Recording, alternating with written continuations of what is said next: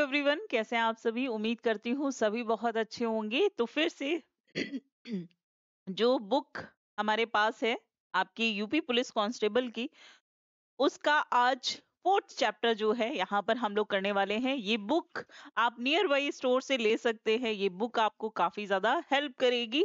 अभी तक हमने हिस्ट्री, ज्योग्राफी, पॉलिटी जो है ये 3 चैप्टर कंप्लीट किए हैं। आज हमारा चौथा चैप्टर जो है आपका भारतीय अर्थव्यवस्था, उसको यहाँ पर हम देखेंगे। ठीक है, तो चलिए जल्दी से इसके बारे में कुछ बात कर लेते हैं और फिर इससे रिलेटेड कुछ क्वेश्चंस को देखेंगे। सबसे पहली चीज कि यहाँ पे सवाल पूछा जाता है कि अर्थशास्त्र का जनक जो है ये किसे कहा जाता है। एडम स्मिथ को कहा जाता है। ठीक है, अर्थव्यवस्था के स्वरूप में कई प्रकार होते हैं, जिसमें आप देखोगे अल्प विकसित, विकसित, पूंजीवादी, समाजवादी और मिश्रित। पूंजीवादी अर्थव्यवस्था उत्पादन, वितरण और उपभोग के तत्वों पर जो है निर्भर करती है।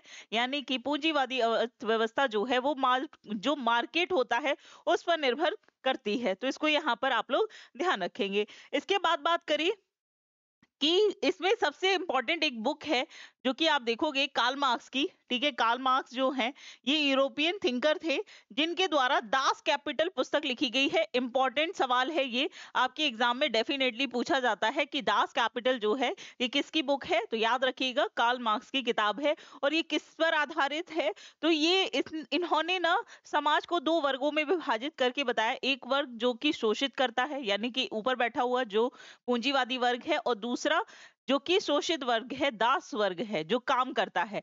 तो उनके बीच में जो डिफरेंस है उसको किस तरीके से नॉर्मलाइज किया जाए, उससे रिलेटेड ये बुक है। तो ये बहुत ही ज्यादा इंपॉर्टेंट हो जाती है।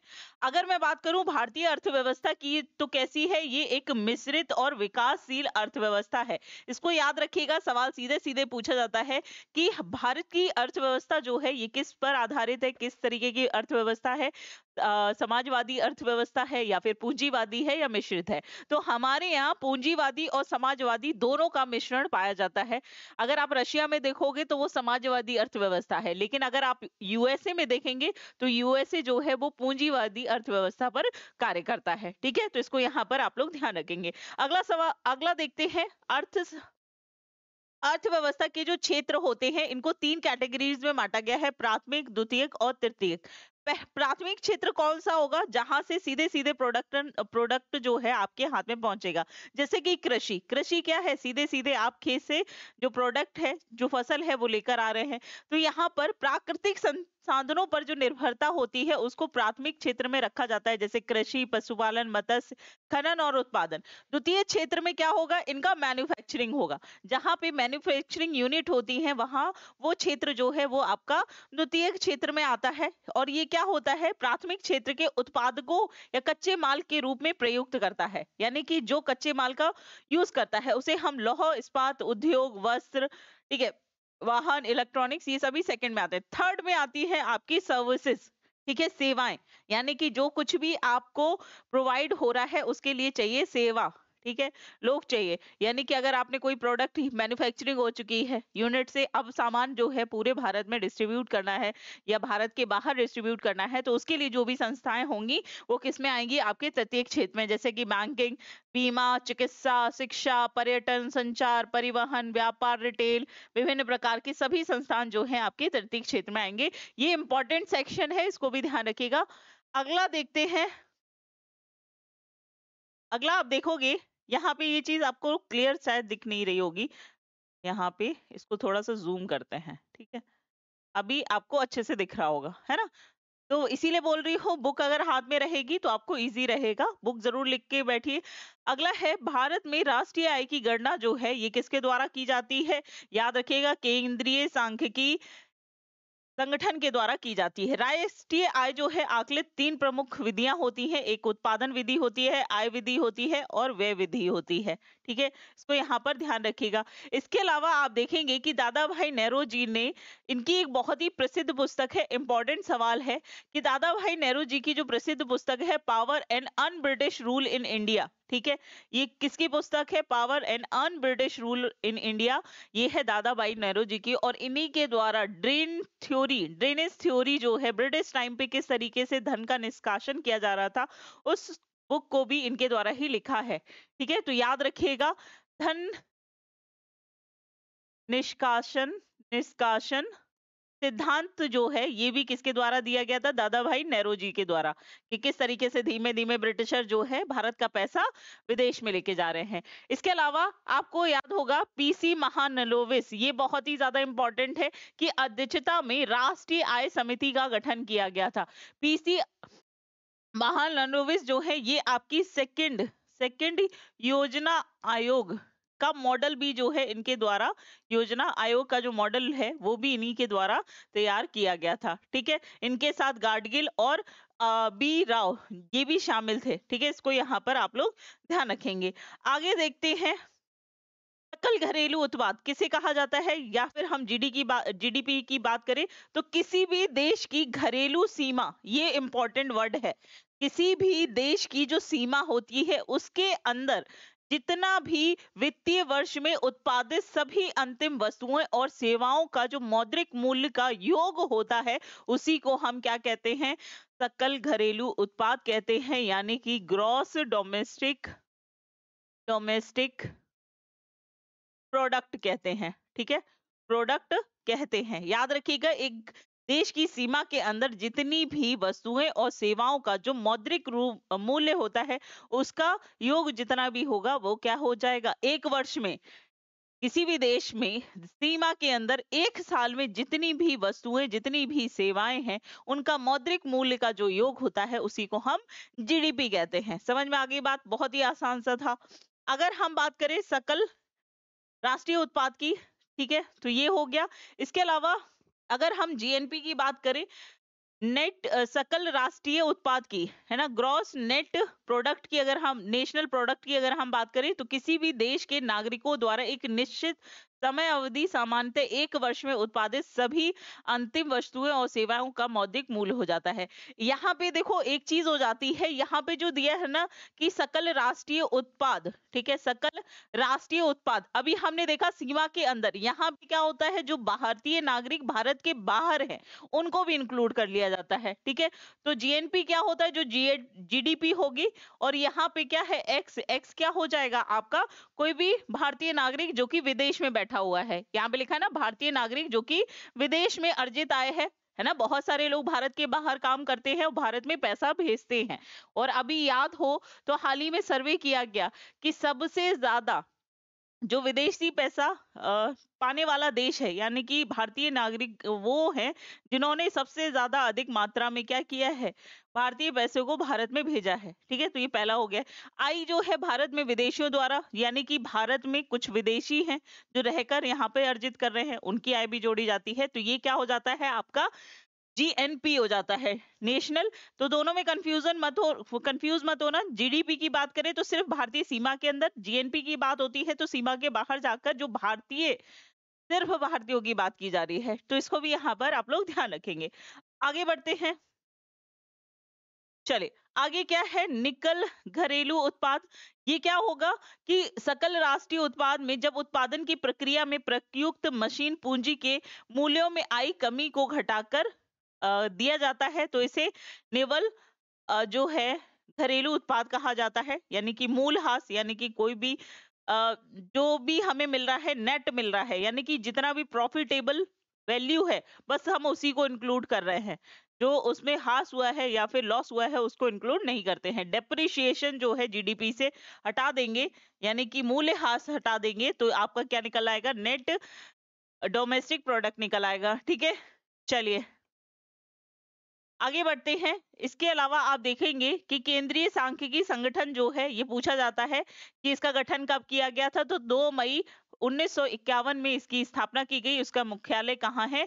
नई दिल्ली में है। इसको यहाँ पर ध्यान रखना, याद रखना, केंद्रीय सांख्यिकी संगठन द्वारा राष्ट्रीय आय की गणना जो है ये अब 11-12 के आधार पर की जाती है। ठीक है, यहाँ पर इसको ध्यान रखें। इसके अलावा सांख्यिकी संगठन द्वारा प्रकाशित राष्ट्रीय लेखा सांख्यिकी को श्वेत पत्र भी कहा जाता है। अगला है मानव विकास की संकल्पना।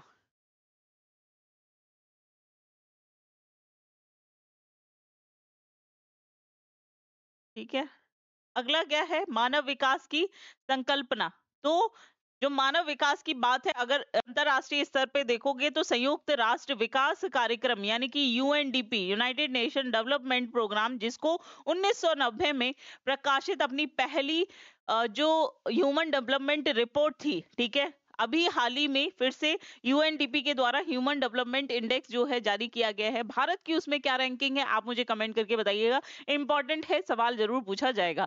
तो यहाँ पर जो संकल्पना है ह्यूमन डेवलपमेंट रिपोर्ट की, यानी कि कोई भी व्यक्ति है उसको उसको कितना उसको खाने का यानी कि भोजन, शिक्षा, स्वास्थ्य, है ना, या फिर आय, ये सभी इंक्लूड करके जो उसका स्तर है वो क्या होगा, ये जो है रिपोर्ट में बताया जाता है। अब बात करें मानव विकास सूचकांक की, तो इसमें अ, आयाम जो है, लंबा एवं स्वस्थ जीवन, दूसरा ज्ञान की उपलब्धि, अच्छा जीवन स्तर, मैंने बताया ना, प्रति व्यक्ति आय, ये सभी चीजें जो है, यानी कि स्वास्थ्य, शिक्षा, आय, ये इसके प्रमुख स्तर होते हैं किसके, किसमें, ह्यूमन डेवलपमेंट इंडेक्स में। अब बात करें भारत में आर्थिक नियोजन जो है ये किसके द्वारा दिया गया था, तो 1934 में विश्व सरैया दी की जो बुक है, ठीक है, जिसका नाम है panel plant economic for India, ठीक है, इंपॉर्टेंट है, बुक याद कर लेना, ये किसकी है, विश्वेश्वरैया जी की है, और इसी में इन्होंने आर्थिक नियोजन समिति का उल्लेख किया है, ठीक है। चलिए आगे बढ़ते हैं। तो यहाँ पर आप देखोगे कि राष्ट्रीय नियोजन समिति का जो गठन है ये 1938 में पंडित नेहरू की अध्यक्षता में किया गया। इसके अलावा बात करें तो जो सर्वोदय योजना है, ठीक है, तो सर्वोदय योजना जो है ये जयप्रकाश नारायण जी के द्वारा 1950 में शुरू की गई थी, ठीक है। चलिए आगे बात करते हैं हम, आगे बात करते हैं कि पंचवर्षीय योजनाओं का निर्माण योजना आयोग के द्वारा किया गया था, के द्वारा किया जाता है, परंतु 2015 में योजना आयोग के स्थान पर अब क्या लेकर आए हैं, नीति आयोग, ठीक है, क्या है, नीति आयोग है, यानी कि national national institute for transforming India, ठीक है, इसको यहाँ पर ध्यान रखिएगा। और इसको लागू कब किया गया, तो इसको 1 जनवरी 2015 से इसको लागू किया गया था भारत पे, ठीक है।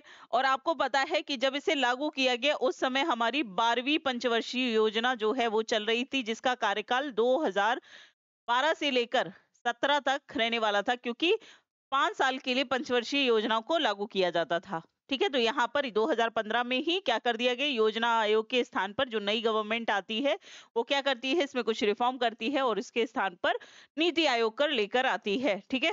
तो ये है आपकी पंचवर्षीय योजनाएं जो कि पूछा जाता है, जैसे कि पहली योजना किस पर आधारित थी, कब कब रही है, तो 1951 से 56 तक कृषि के विकास पर इन्होंने बल दिया है। इसके बाद बात करें यहाँ पर, तो दूसरी योजना जो है मैंने अभी बताया था पीसी महानलोविस मॉडल पर आधारित थी। इसके अलावा तीसरी योजना जो है यहीं पर आपका ग्रीन रेवोल्यूशन, ठीक है, ग्रीन रेवोल्यूशन जो है इसी के तहत लेकर आया जाता है। इसमें आप देखोगे आपके संयंत्र लगाए जाते हैं, ठीक है, बोकारो, राउरकेला, भिलाई, ठीक है, ये किस में लगते हैं, आपके सेकंड में लगते हैं। इसके अलावा बात करें 8वीं पूछी जाती है तो ये मानव संसाधन विकास पर इसने जोर दिया था, ठीक है। इसके अलावा बात करें तो तीव्र और समावेशी जो है ये आपकी 11वीं में रहती है। त्वरित और सतत और अधिक समावेशी जो है ये आपकी 12वीं में रहती है। पहली पंचवर्षीय योजना मॉडल जो है हेराल्ड डोमर मॉडल पर आधारित होता है और दूसरा महानलोविस मॉडल पर आधारित होता है। इसी के बाद आप देखोगे इसी की सहायक के लिए आप देखेंगे राष्ट्रीय विकास परिषद का गठन किया जाता है और ये 1992 में किया जाता है, ठीक है। इसके प्रमुख कार्य जो है ये योजना आयोग की सिफारिश को अनुमोदन देता था, ठीक है। ये क्या है, एक गैर संवैधानिक संस्था है और ये अभी भी है। सिर्फ योजना आयोग को क्या किया है, चेंज किया गया है, ना कि इसको। अगला है नीति आयोग की बात करें तो मैंने ये अभी बताया था, national institute for transforming India का गठन जो है ये 1 जनवरी 2015 को किया गया था, ठीक है। चलिए आगे बात करते हैं यहाँ पर कि अगर मैं बात करूं नीति आयोग की या योजना आयोग की, तो उसकी अध्यक्षता जो है प्रधानमंत्री के द्वारा की जाती है। तो वर्तमान में आपके प्रधानमंत्री नरेंद्र मोदी जी हैं। अगर हम उस समय बात करें तो सबसे पहले प्रधानमंत्री कौन थे, आपके पंडित जवाहरलाल नेहरू थे। उन्हीं की अध्यक्षता में जो योजना आयोग है उसको 1950 में शुरू किया गया था। ठीक है, तो इसको यहाँ पर ध्यान रखेंगे। प्रथम उपाध्यक्ष की बात करें तो ये कौन है, आपके अरविंद पनगड़िया। ये किसमें है, आपके अरविंद पनगड़िया जी, ये आपके नीति आयोग के पहले अध्यक्ष हैं, ये याद रखना, नीति आयोग के पहले अध्यक्ष हैं। ठीक है, चलिए अगला देखते हैं। भारतीय कृषि के बारे में बात करें तो भारतीय कृषि का जो योगदान है जीडीपी में, ये कितना है, 18.5% है। ठीक है, प्रथम पंचवर्षीय योजना और में कृषि जो है सर्वाधिक बल दिया गया। और 12वीं पंचवर्षीय योजना जो पिछले वर्ष समाप्त हो गई, यानी कि 2017 में समाप्त हो गई, उसके लक्ष्य रखा गया 4%। चलिए आगे बात करते हैं। आगे बात यहाँ पर एक चीज इंपॉर्टेंट यहाँ पे लिखी हुई है कि भारत में कृषि सर्वाधिक जोतों की जो सीमांत प्रकार है, संख्या जो है वो कैसे है। तो यहाँ पे ये चीज जो है इंपॉर्टेंट है कि 1 हेक्टेयर से कम जो जोत होती है उसको हम सीमांत जोत कहते हैं। ये सीधे सीधे सवाल पूछा जाता है कि सीमांत जोत जो है ये किस स्तर पे आती है। तो 1 हेक्टेयर से कम जो होती है उसको हम सीमांत कहते हैं। 1 हेक्टेयर से लेकर 4 जो होती है उसको लघु कहा जाता है। 4 से जब ज्यादा होती है तो इसको बृहत जोत कहा जाता है। तो सीमांत कृषक जो जोत है, यहाँ से सवाल पूछा जाता है। कृषि क्षेत्र में हरित क्रांति योजना अवकाश के रूप में शुरू की गई थी। ठीक है, हरित क्रांति का जो सर्वाधिक प्रभाव है वो किस फसल पे रहा है, तो गेहूं पे रहा है, क्योंकि इसकी शुरुआत जो है ये किसने की थी, तो आपको याद है एमएस स्वामीनाथन ने की थी। ठीक है, एमएस स्वामीनाथन ने की थी, स्वामीनाथन ने की थी। और आपको याद होना चाहिए कि हाल ही 2023 में इनकी मृत्यु भी हो गई है। ठीक है, तो यही जन्मदाता थे किसके, ग्रीन रेवोल्यूशन के। ठीक है, रेवोल्यूशन के, जिन्होंने 1960 से लेकर 67 तक के बीच में क्या किया है, जो HYV सीड थी, HYV सीड यानी कि हाई यील्ड वैरायटी की जो उच्च गुणवत्ता वाले बीजों का इन्होंने यहाँ पर क्या किया है, प्रयोग किया था। तो इसको यहाँ पर ध्यान रखेंगे, यहाँ पे लिखा है 66 67। ठीक है, याद रखिएगा। आगे देखते हैं कृषि क्षेत्र की प्रमुख क्रांतियां, बहुत ही इंपॉर्टेंट, जैसे हरित खाद्यान्न से है, श्वेत दुग्ध से है, नीली मछली से है, पीली तिलहन से है, बादामी मसालों से है। ठीक है, ये यहाँ पे कन्फर्म। सेफ्रॉन जो है, ये सेफ्रॉन केसर को ही बोला जाता है इंग्लिश में। तो सेफ्रॉन गुलाबी जो है ये प्याज, औषधि और झींगा। ठीक है, झींगा, प्याज तो वैसे भी याद कर लोगे। ठीक है, औषधि और झींगा इसमें कंफ्यूजन हो सकता है।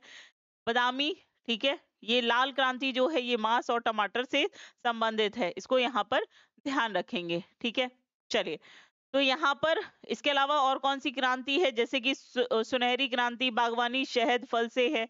इसके अलावा अमृत क्रांति नदी जोड़ों से है। सदाबहार क्रांति जैविक कृषि से है, इंपॉर्टेंट है। इंद्रधनुष जो है ये सभी क्षेत्रों में उत्पादन में वृद्धि करने के लिए की जाती है। रजत भी पूछी जाती है, रजत जो है। अच्छा यहाँ पे देखो, यहाँ पे जो सदाबहार है ये 2 बार लिखा हुआ है, ये कृषि का समस्त विकास है। और यहाँ पे जैविक खेती है, तो कृषि से याद रखना तो याद रहेगा, कोई प्रॉब्लम नहीं है। ठीक है, चलिए अब बात कर लेते हैं उद्योग की। ठीक है, तो पहली जो उद्योग नीति के बारे में बात करें तो ये 1980 में लेकर आए थे, जिसके 3 मौलिक उद्देश्य थे। क्या था, आधुनिकीकरण, विस्तार और पिछड़े क्षेत्रों का क्या करना है, विकास करना है। ये कब लेके आए, 1980 में। ठीक है, सार्वजनिक उद्यमों यानी कि पब्लिक एंटरप्राइजेस के कुशल प्रबंधन पर क्या देना था, बल देना था। अब बात कर ले नई औद्योगिक नीति। नई औद्योगिक नीति जो है ये 1991 में लेकर आए, और इस के तहत आप देखोगे कि आर्थिक सुधारों के तहत लागू किया गया। इसके अंतर्गत जितने भी औद्योगिक लाइसेंस नीति, एकाधिकरण या प्रतिबंधनात्मक व्यापार व्यवहार, सार्वजनिक क्षेत्र व्यापक बदलाव किए गए। ठीक है, इसको ध्यान रखना, यानी कि लाइसेंस देने संबंधी था। यहाँ पे इंपॉर्टेंट ये है कि जो नई आर्थिक नीति 1991 में आई, इसमें 3 प्रमुख आयामों को लेकर आया। निजीकरण था, उदारीकरण था और वैश्वीकरण था। यानी कि प्राइवेटाइजेशन करना है, लिबरलाइजेशन करना है, और वैश्वीकरण यानी कि ग्लोबलाइजेशन को हमें LPG, ठीक है, इसको क्या बोलते हैं, LPG बोलते हैं।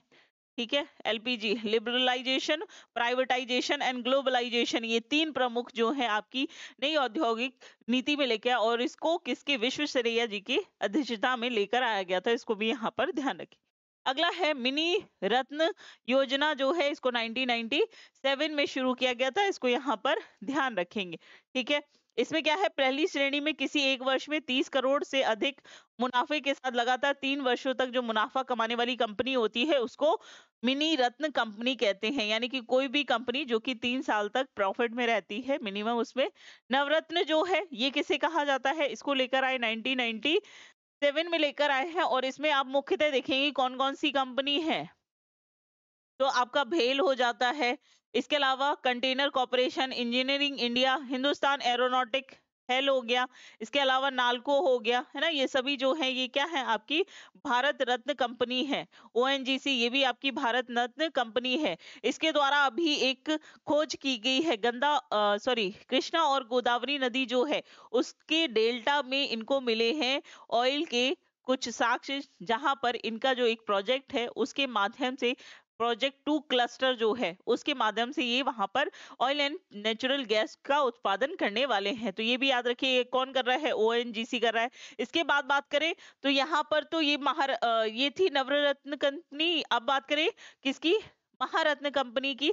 तो यहाँ पर कोई भी कंपनी जिसका औसत कारोबार जो है 20,000 करोड़ तक रहा हो, है ना, जिसमें 2500 करोड़ जो औसत शुद्ध इसको लाभ मिला हो, इन्हीं को हम क्या कहते हैं, महारत्न कंपनी कहते हैं। और ये आपकी 13 है, जैसे कि SAIL, ONGC, IOC, NDPC, CIL यानी कि कोल इंडिया लिमिटेड, भेल, भारत हैवी इलेक्ट्रॉनिक्स, गेल हो गया, है ना, इसके अलावा एचपीसीएल हो गया, है ना, ये सभी, ऑयल इंडिया लिमिटेड हो गया, ये सभी जो है ये क्या है, आपकी महारत्न कंपनी है। ठीक है, इसको यहाँ पर ध्यान रखेंगे। चलिए, बैंकिंग से वैसे तो इस टाइप के क्वेश्चंस नहीं आते हैं, मैं बताती हूँ क्या यहाँ पे आपको ध्यान रखना है।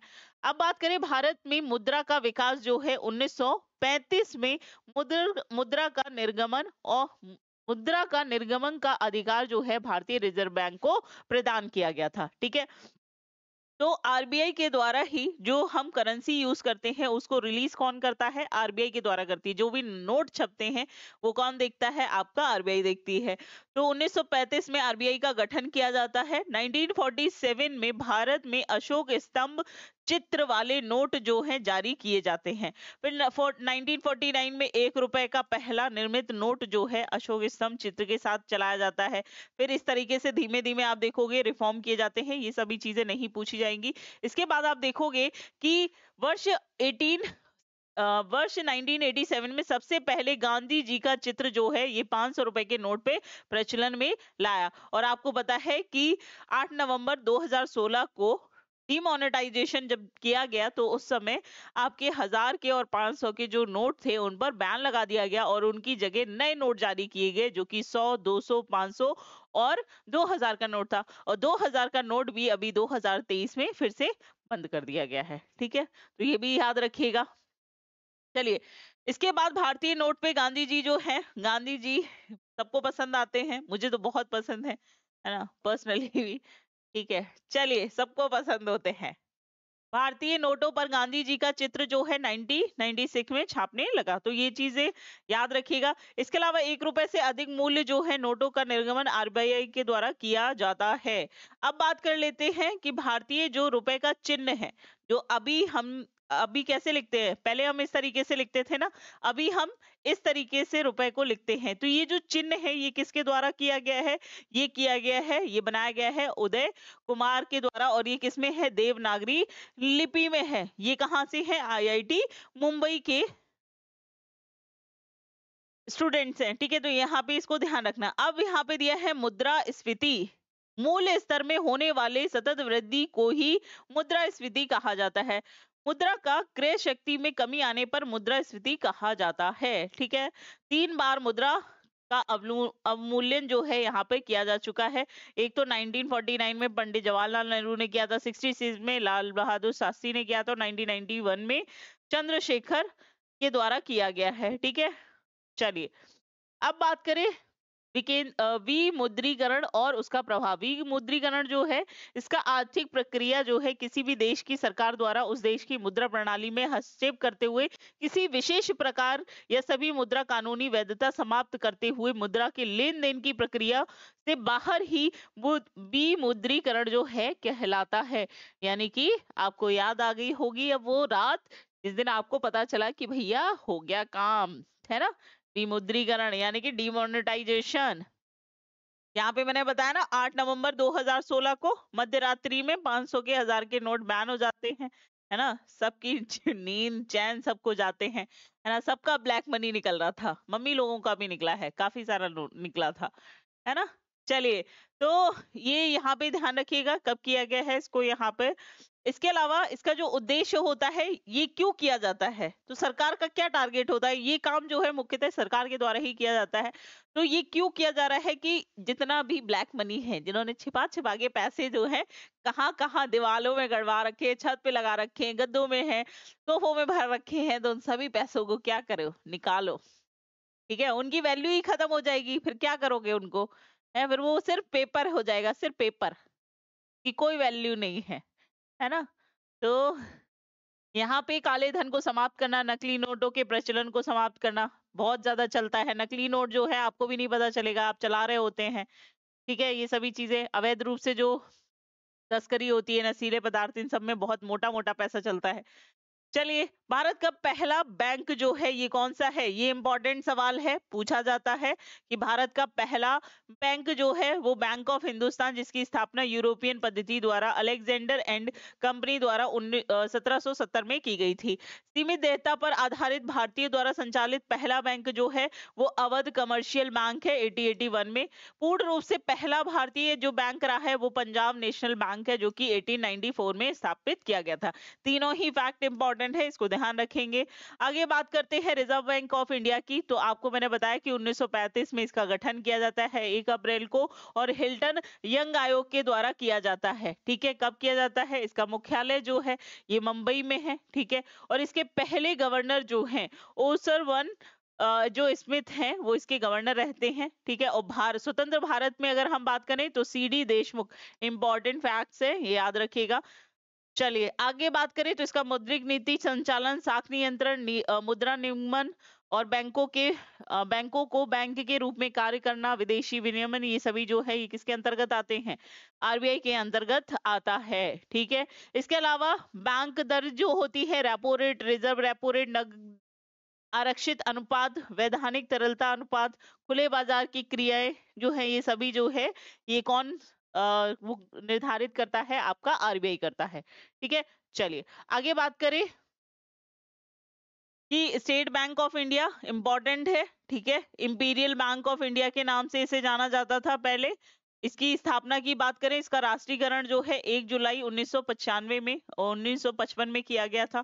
ठीक है, 14 बैंकों का व्यवसायिक जो है राष्ट्रीयकरण किया गया था, किसके द्वारा, इंदिरा गांधी के समय किया गया था। पहला वाणिज्यिक बैंक, ठीक है, ये कौन सा है, आपका भारतीय स्टेट बैंक है, जीवन बीमा क्षेत्र के लिए। इसके अलावा आप देखेंगे ग्रामीण बैंक की स्थापना जो है ये आपकी 2 अक्टूबर 1975 में की गई। ठीक है, ग्रामीण बैंक बहुत बार पूछा जाता है। जो नाबार्ड है, आपका राष्ट्रीय कृषि एवं ग्रामीण विकास बैंक, नाबार्ड का जो मुख्यालय है ये कहाँ पर है, मुंबई में है, इसको ध्यान रखिएगा, इंपॉर्टेंट है। इसके अलावा अगर हम बात करें भारतीय महिला बैंक की, इसकी स्थापना 19 नवंबर, ठीक है, कब, 19 नवंबर 2013 को की गई थी, ये भी याद रखना है, इंपॉर्टेंट है। इसके अलावा आप देखेंगे कि 2017 में भारतीय स्टेट बैंक की 5 सहयोगी बैंक, भारतीय महिला बैंक का विलय जो है भारतीय स्टेट बैंक में कर दिया गया था। तो अब भारतीय महिला बैंक जो है अलग से कार्य नहीं करती है, उसको एसबीआई जो है वही देखता है। ठीक है, इसको यहाँ पर ध्यान रखना है। 1 अप्रैल 2020 में भारत में सार्वजनिक क्षेत्रों की बैंकों की संख्या अभी कितनी हो गई है, 12। आगे बात करते हैं प्रतिभूति मुद्रण और सिक्का, यानी कि कहां पर आपके जो पैसे जो सिक्के हैं वो जारी किए जाते हैं। तो यहाँ पर आप देखेंगे इंडियन सिक्योरिटी प्रेस जो है नासिक, हैदराबाद, देवास, जो है यहाँ पे क्या होते हैं, नोटों की छपाई होती है। इस सॉरी, यहाँ पे क्या होते हैं, आपके सिक्के बनते हैं, ठीक है। और सिक्के जो ये यहाँ पे बनते हैं, ये किसके अंतर्गत आते हैं, सरकार, केंद्र सरकार के अंदर आते हैं। यहाँ पे जो चीजें मुद्रण होता है, नोटों का मुद्रण, ये किसके अंतर्गत आता है, आरबीआई के, ठीक है। जैसे कि 20 का, 50 का, 100 का, या फिर जो भी ऊपर है, तो सिक्योरिटी पेपर मिल होशंगाबाद है, 4 टकसाल जो मुंबई, कलकत्ता, हैदराबाद, नोएडा, ठीक है। यहाँ पे, अच्छा, यहाँ पे सिक्के जारी किए जाते हैं, इसको भी ध्यान रखेंगे। ये प्रेस जो है, ये नोट, अच्छा, इसको इंक्लूड किया है, तो यहाँ पे इसको ध्यान रखेंगे। 2000 के नोटों की छपाई जो है, ये मैसूर में होती थी, अब तो नहीं होती है। अब कहाँ नोट छप रहे हैं। ये है आर्थिक समितियां, याद रखिएगा कौन सी किससे रिलेटेड है, ठीक है। तो जैसे दामोदरन समिति हो जाती है, गाई कोरिया समिति जो है ग्राहक सेवा से संबंधित है। घूस जो है धोखाधड़ी से, घूस घूस लेते हैं ना, घूस धोखाधड़ी, इस तरीके से। तारापोर जो है, ये विनिमय में पूंजी खाते में परिवर्तनीय संबंधी है। गुप्ता समिति जो है कृषि ऋण से संबंधित है, इसको आप लोग खुद पढ़ लीजिएगा, ठीक है। आप पढ़ेंगे तो ज्यादा अच्छे से कर पाएंगे। अब बात कर लेते हैं किसकी, सेबी की, शेयर बाजार की, जिसमें आज के समय बहुत ज्यादा जो भारतीय हैं वो इंटरेस्टेड हैं, और लगातार आप देखेंगे शेयर मार्केट में भारतीयों के द्वारा बहुत पैसा लगाया जा रहा है, ठीक है। बहुत अमीर हो गए हैं भारतीय, ऐसा वैसा मत समझो, बस तुम ही गरीब बने हुए हो। तो भाई अपने आप को मेहनत करो सही स्ट्रैटेजी में और पैसा कमाओ, है ना, और लगाओ स्टॉक। ये रिस्क है एक तरीके का, पर कह सकते हैं। लेकिन इसको कौन देखता है, इसको देखता है सेबी, ठीक है। कौन देखता है, सेबी देखता है। सेबी जो है, इसको क्या कहते हैं हम, security exchange board of India, ठीक है। बोर्ड ऑफ इंडिया जो है, इसके अंदर शेयर मार्केट आता है। शेयर मार्केट में दो आपकी एक तो बॉम्बे स्टॉक एक्सचेंज हो जाता है, जिसकी स्थापना 1875 में हुई। इसके अलावा एक आ जाता है आपका, एक तो हो जाता है आपका बॉम्बे स्टॉक एक्सचेंज, और एक होता है नेशनल स्टॉक एक्सचेंज, एनएसई, ठीक है। दोनों के ही मुख्यालय जो है ये मुंबई में है। तो एशिया का सबसे पुराना जो है स्टॉक एक्सचेंज, वो कौन सा है, बॉम्बे स्टॉक एक्सचेंज है, ठीक है। तो जितने भी आप खरीद फरोख्त जो करते हैं ना शेयर मार्केट में, वो सब इसी के। तो बीएसई जो सेंसेस है वो निकाला जाता है। आप देख सकते हो मार्केट किसका गिर रहा है, किसका उठ रहा है, यहाँ पे एनएसई भी है, ठीक है, इसको ध्यान रखेंगे। होंग सेंग, ये सभी शेयर मार्केट हैं, ठीक है। जैसे भारत में आपका बॉम्बे स्टॉक एक्सचेंज है, ये पूछ लिया जाता है, इंपॉर्टेंट है, इसको जरूर पढ़ लेना। जैसे निक्की किसका है, टोक्यो का है। हांग सेंग जो है ये हांगकांग का है। डो जोन्स जो है न्यूयॉर्क का है। नेस्डेक की बात करें, ये यूएसए का क्या है, स्टॉक मार्केट है। तीन ताइवान का है। संगाई कॉम चीन का है। एफटीएसई 100 जो है लंदन का है। एसएनपी कनाडा का है। सिमेक्स और स्टेट टाइम्स जो है सिंगापुर का है। बोबेसिया जो है ये किसका है, ब्राजील का है। स्टॉक एक्सचेंज है, बहुत ज्यादा इंपॉर्टेंट है, इसको जरूर ध्यान रखिएगा। अगला सवाल है भारत की कर संरचना, ठीक है।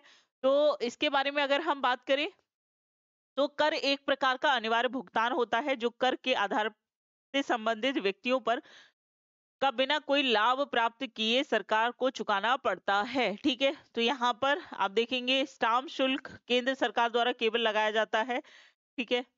इसके अलावा आप बात करें तो यहाँ पर केंद्र सरकार द्वारा संपदा विज्ञापन पर कर लगातार एकत्र किया जाता है। ये सभी चीजें यहाँ पर ध्यान रखेंगे।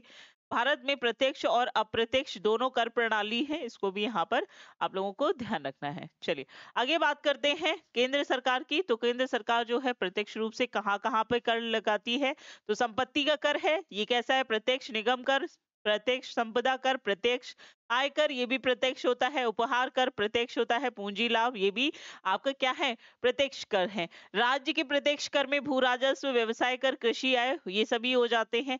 अगर हम बात करें अप्रत्यक्ष करों की, तो सीमा शुल्क, सेवा कर, व्यय कर, केंद्रीय उत्पाद शुल्क, बिक्री कर। अप्रत्यक्ष कर जो राज्य में लगते हैं वो व्यापार कर, राज्य उत्पादन शुल्क, बिक्री कर, विज्ञापन पर कर, ठीक है। तो ये जो है इंपॉर्टेंट सेक्शन है पूरा का पूरा, इसको जरूर पढ़ लीजिएगा और रट लो, ठीक है। इसको तो रट ही लो, जहां पे मैं बता रही हूँ ना इसको इंपॉर्टेंट है, इंपॉर्टेंट है, वहां पे अपनी नजर जो है एकदम अर्जुन की तरह रखनी है, वहां पे वो चीज छूटनी नहीं चाहिए जहां पे मैंने हाईलाइट करके पढ़ाया है, वहां से ही क्वेश्चन जो है, देखो इको के क्वेश्चन या तो करंट से रिलेट करके पूछ लेगा, और या फिर इस तरीके से क्वेश्चन पूछेगा, जहां जहां जो जो इम्पोर्टेंट है वो आपको मैं यहाँ पे पढ़ा रही हूँ, और फिर भी आप लोग अपने हिसाब से पढ़ेंगे तो वो भी अच्छी बात है। चलिए आगे बात करते हैं। वेट जो है इसे वैल्यू एडेड टैक्स कहते हैं, इसको ध्यान रखिएगा, से लेकर उपभोक्ता का तक प्रत्येक चरण में होने वाले मूल्य वर्धन पर लगाया जाता है, जो कि क्या है, एक अप्रत्यक्ष कर है। बिक्री कर, व्यापार कर लगाने का अधिकार जो है राज्य के पास होता है। अंतर्राज्यीय बिक्री की दशा में केंद्रीय विक्रय पर अधिनियम 1956 के प्रावधानों के तहत केंद्र सरकार को भी बिक्री कर लगाने का अधिकार प्राप्त है। ठीक है, चलिए वस्तु एवं सेवा कर, ठीक है, यहाँ पर जितना वेरी वेरी लगा लो, वेरी वेरी वेरी इंपॉर्टेंट है। ठीक है, यहाँ से कुछ ना कुछ पूछा जा सकता है। जैसे जीएसटी क्या है, तो इसको हम कहते हैं गुड्स एंड सर्विस टैक्स। ठीक है, क्या है, गुड्स एंड सर्विस टैक्स है, यानी कि वस्तु और सेवाओं पर लगने वाला टैक्स है, जिसको ये कैसा है, ये पहली चीज तो ये याद रखना है कि जीएसटी जो है ये क्या है, एक अप्रत्यक्ष कर है, पहली चीज। इसको कब लागू किया गया है, ये डेट इंपॉर्टेंट हो जाती है। इसको किस संविधान संशोधन अधिनियम के तहत लाया गया, 101 के तहत लाया गया था। ये सभी चीजें जो है यहाँ पे इंपॉर्टेंट है। ठीक है, सरकार की समाप्त होने वाले अप्रत्यक्ष कर, सीमा शुल्क, केंद्रीय उत्पाद शुल्क, ये सभी जो है राज्य सरकारों के समाप्त होने वाले अप्रत्यक्ष कर, ये याद रखिएगा कौन से हैं, बिक्री कर, व्यापार कर, राज्य। ठीक है, ये सभी ध्यान रखना है। इसके बाद हम यहाँ पे एक चीज लिखी हुई है कि पेट्रोलियम, शराब और विद्युत कर शामिल नहीं है। ठीक है, जिन पर जीएसटी लागू नहीं हुआ है। ठीक है, भविष्य में समाप्त किया जाएगा। अब यहाँ पे बात करें तो जीएसटी के अंतर्गत मुख्य रूप से करों की जो दरें है, 5, अच्छा कभी कभी जीरो भी दे देता है। ठीक है, जीरो में भी कुछ प्रोडक्ट जो आपके मिल्क प्रोडक्ट हो जाते हैं, है ना, इन सबको रखा गया है, तो ये जीरो में आ जाते हैं। 5% दर, 12%, 18%, 28%, 68% जो है वो सभी लग्जरी, जैसे होटल्स हो जाते हैं, लग्जरी जितना भी आप जो भी लग्जरी चीज लेंगे उस पे आपका 28% होता है। बेसिक जो ग्रोसरी का सामान होता है उस पे 5%, आटा दाल चावल इस पे इतना ही लगता है, तो इसको ध्यान रखेंगे। ठीक है, 17 अप्रत्यक्ष कर, 23 केंद्रीय और राज्य उपकर जो है यहाँ पर समाहित है, इसको ध्यान रखेंगे। चलिए अब बात करें यहाँ पर अंतरराष्ट्रीय विदेशी व्यापार की, तो यहाँ पर आप देख सकते हो कि यहाँ पर व्यापार संतुलन की 3 संभावनाएं, निर्यात, ठीक है, यहाँ पे संतुलित व्यापार जो है, निर्यात और आयात बराबर होना चाहिए। असंतुलित जो होता है ये क्या होता है, निर्यात और आयात, या देखो एक चीज जान लो, अनुकूल व्यापार में निर्यात और देखो यहाँ पे बेसिकली क्या बताया गया है कि किसी भी देश में क्या होता है, आयात और निर्यात दोनों चीजें होती हैं। जैसे भारत को ही अगर हम देख लें, भारत क्या कर रहा है, निर्यात पे निर्यात कर रहा है, दूसरे देशों में अपना सामान बेच रहा है, तो उससे क्या हो रहा है, उसको प्रॉफिट हो रहा है। ठीक है, तो ये क्या है, ये आपका अनुकूल हो जाएगा, जिसमें निर्यात जो है ये बढ़ा हुआ है। लेकिन अगर आयात ही आयात कर रहे हैं, हम खरीद ही रहे हैं, है ना, महंगे महंगी उस पे खरीद रहे हैं, जो हमारा ब्रिटिश टाइम पे था, ब्रिटिश टाइम पे क्या था कि घर यहाँ से कच्चा माल ले जाके वहां से मैन्युफैक्चरिंग करके जो चीज यहाँ 2 रुपए की नहीं मिल रही है, वो वहां से आके 200 रुपए की होगी, तो हमें महंगा पड़ रहा है, हम खरीद रहे हैं, तो हमें क्या है, नुकसान है। ये क्या है, असंतुलित है। अब अगर मान लो कि भारत जितनी मात्रा में बाहर सामान बेच रहा है और उतनी ही मात्रा में खरीद भी रहा है, तो ये क्या है, बिल्कुल संतुलित हो जाता है। तो यही चीज यहाँ पर दी गई है। ठीक है, तो इसी तरीके से जो है व्यापार किया जाता है, इस चीज को बहुत ज्यादा ध्यान दिया जाता है। इसके अलावा कुछ वित्तीय संस्थाएं हैं, जैसे कि भारतीय उद्योग वित्त निगम लिमिटेड, इसका हेडक्वार्टर कहाँ है, स्थापना कब हुई है, ये सभी ध्यान रखिएगा। जैसे एलआईसी पूछ लिया जाता है, ठीक है, आईसीआईसी, ये ध्यान रखिएगा। आईडीबीआई, भारतीय औद्योगिक विकास बैंक लिमिटेड, 1964, ये सभी चीजें आपको उससे क्या कहते हैं, आपको बुक से देखनी है। ठीक है, इसीलिए आपके लिए बुक है। यहाँ पे दी है जनगणना, जनगणना से आपका एक आध सवाल बनता है। ठीक है, सेंसस से एक आध सवाल बनता है कि कहाँ पे कितनी पॉपुलेशन है, क्या है, चलो देख लेते हैं। तो सबसे पहले देख लेते हैं कि दशकीय संख्या वृद्धि जो है, यानी कि 10 सालों में जनसंख्या में वृद्धि जो दो, क्योंकि अभी हम जो जनगणना पढ़ रहे हैं ये 2011 की जनगणना है और 15वीं जनगणना अभी हम पढ़ रहे हैं। 16वीं जनगणना आनी थी आपकी 2021 में, लेकिन कोविड हो गया है। अब हम 24 में पहुंच गए, अभी तक जनगणना आई नहीं है, देखो कब तक आती है। चलिए, तो 2011 की जनगणना के अनुसार 2001 से लेकर जो 11 तक 10 सालों में कितने प्रतिशत लोगों में वृद्धि हुई है, भारत में कितने पॉपुलेशन बढ़ी है, तो 17.7% बढ़ी है। औसत वार्षिक वृद्धि की बात करें, एक साल में 1.64 बढ़ा है। चलिए, अगर हम बात करें जनघनत्व की, यानी कि प्रति 1 किलोमीटर में कितने लोग रहते हैं भारत में, तो यहाँ पर ये औसत है 352। और अगर बहुत सारे क्षेत्र ऐसे हैं जहाँ पे सघन तरीके से रहते हैं, एक ही 1 किलोमीटर वर्ग में ही हजारों लोग रह रहे हैं, तो ऐसा सबसे ज्यादा जनघनत्व वाला राज्य कौन सा है, कमेंट करके बताओ। साक्षरता दर की बात करें, लिंगानुपात जो है यहाँ पे, यानी कि 1000 बच्चों पे 943 जो है ये क्या है, बच्चियां हैं। तो ये इसी को लिंगानुपात कहते हैं, यानी कि 1000 लड़कों पे लड़कियों की संख्या कितनी है, यही लिंगानुपात होता है। इसको पुरुष की बात करें, स्त्री का प्रतिशत जो है ये 64 है, और पुरुष जो है यहाँ पर कितना है, पढ़ा लिखा 80% पुरुष जो है पढ़ा लिखा है। स्त्रियों की बात करें 64 है, यहाँ पर 63% जो है ओवरऑल पढ़े लिखे लोगों की संख्या है। भारत में कुल पढ़े लिखे लोग जो है वो 73% है। सबसे ज्यादा पुरुष हैं जो कि 80% है। महिलाओं की बात करें तो ये 64% है। ठीक है, चलिए ये सब चीजें, ये जो डाटा है ना ये पढ़ लेना। ये सारा चीजें यहाँ पे है ना। सबसे ज्यादा साक्षरता दर वाला राज्य केरल हो जाता है। सबसे कम स्त्री साक्षरता जो है राज्य, सर्वाधिक साक्षरता दर जो है केंद्र शासित देश लक्षद्वीप में है। ठीक है, तो यहाँ पे ये चीजें जो है आपको ध्यान रखनी है। ठीक है, ये सारा जो डाटा है दिया है। इसके अलावा प्रमुख योजनाएं कौन कौन सी योजनाएं हैं, जैसे कि मुस्कान योजना चलाई गई है जिसका ट्रांसजेंडर समुदाय के लिए है, इम्पोर्टेंट है। विश्वकर्मा योजना जो कि अभी सितंबर 2023 में ही जो अति जो गरीब वर्ग के, या ये कह लो कि जो अनुसूचित जनजाति के लोग हैं द्वारा उनके लिए शुरू की गई है। इसकी अनाउंसमेंट झारखंड में की थी प्रधानमंत्री ने। ठीक है, तो ये सारी योजनाएं जो हैं आपके लिए, आयुष्मान सहकार हो गया, गरीब कल्याण योजना, कौन सी योजना कब शुरू की गई है, प्रधानमंत्री जन आरोग्य योजना। ठीक है, इसके अलावा आयुष्मान भारत योजना, उड़ान योजना। ठीक है, ये सभी योजनाएं जो हैं आपके लिए इंपॉर्टेंट है। प्रधानमंत्री कृषि योजना, ये सभी जो है आपके लिए इंपॉर्टेंट योजनाएं हैं, इसको यहाँ पर ध्यान रखिएगा। ठीक है, चलिए, तो ये तो भाई हो गई आपकी क्या, योजनाएं।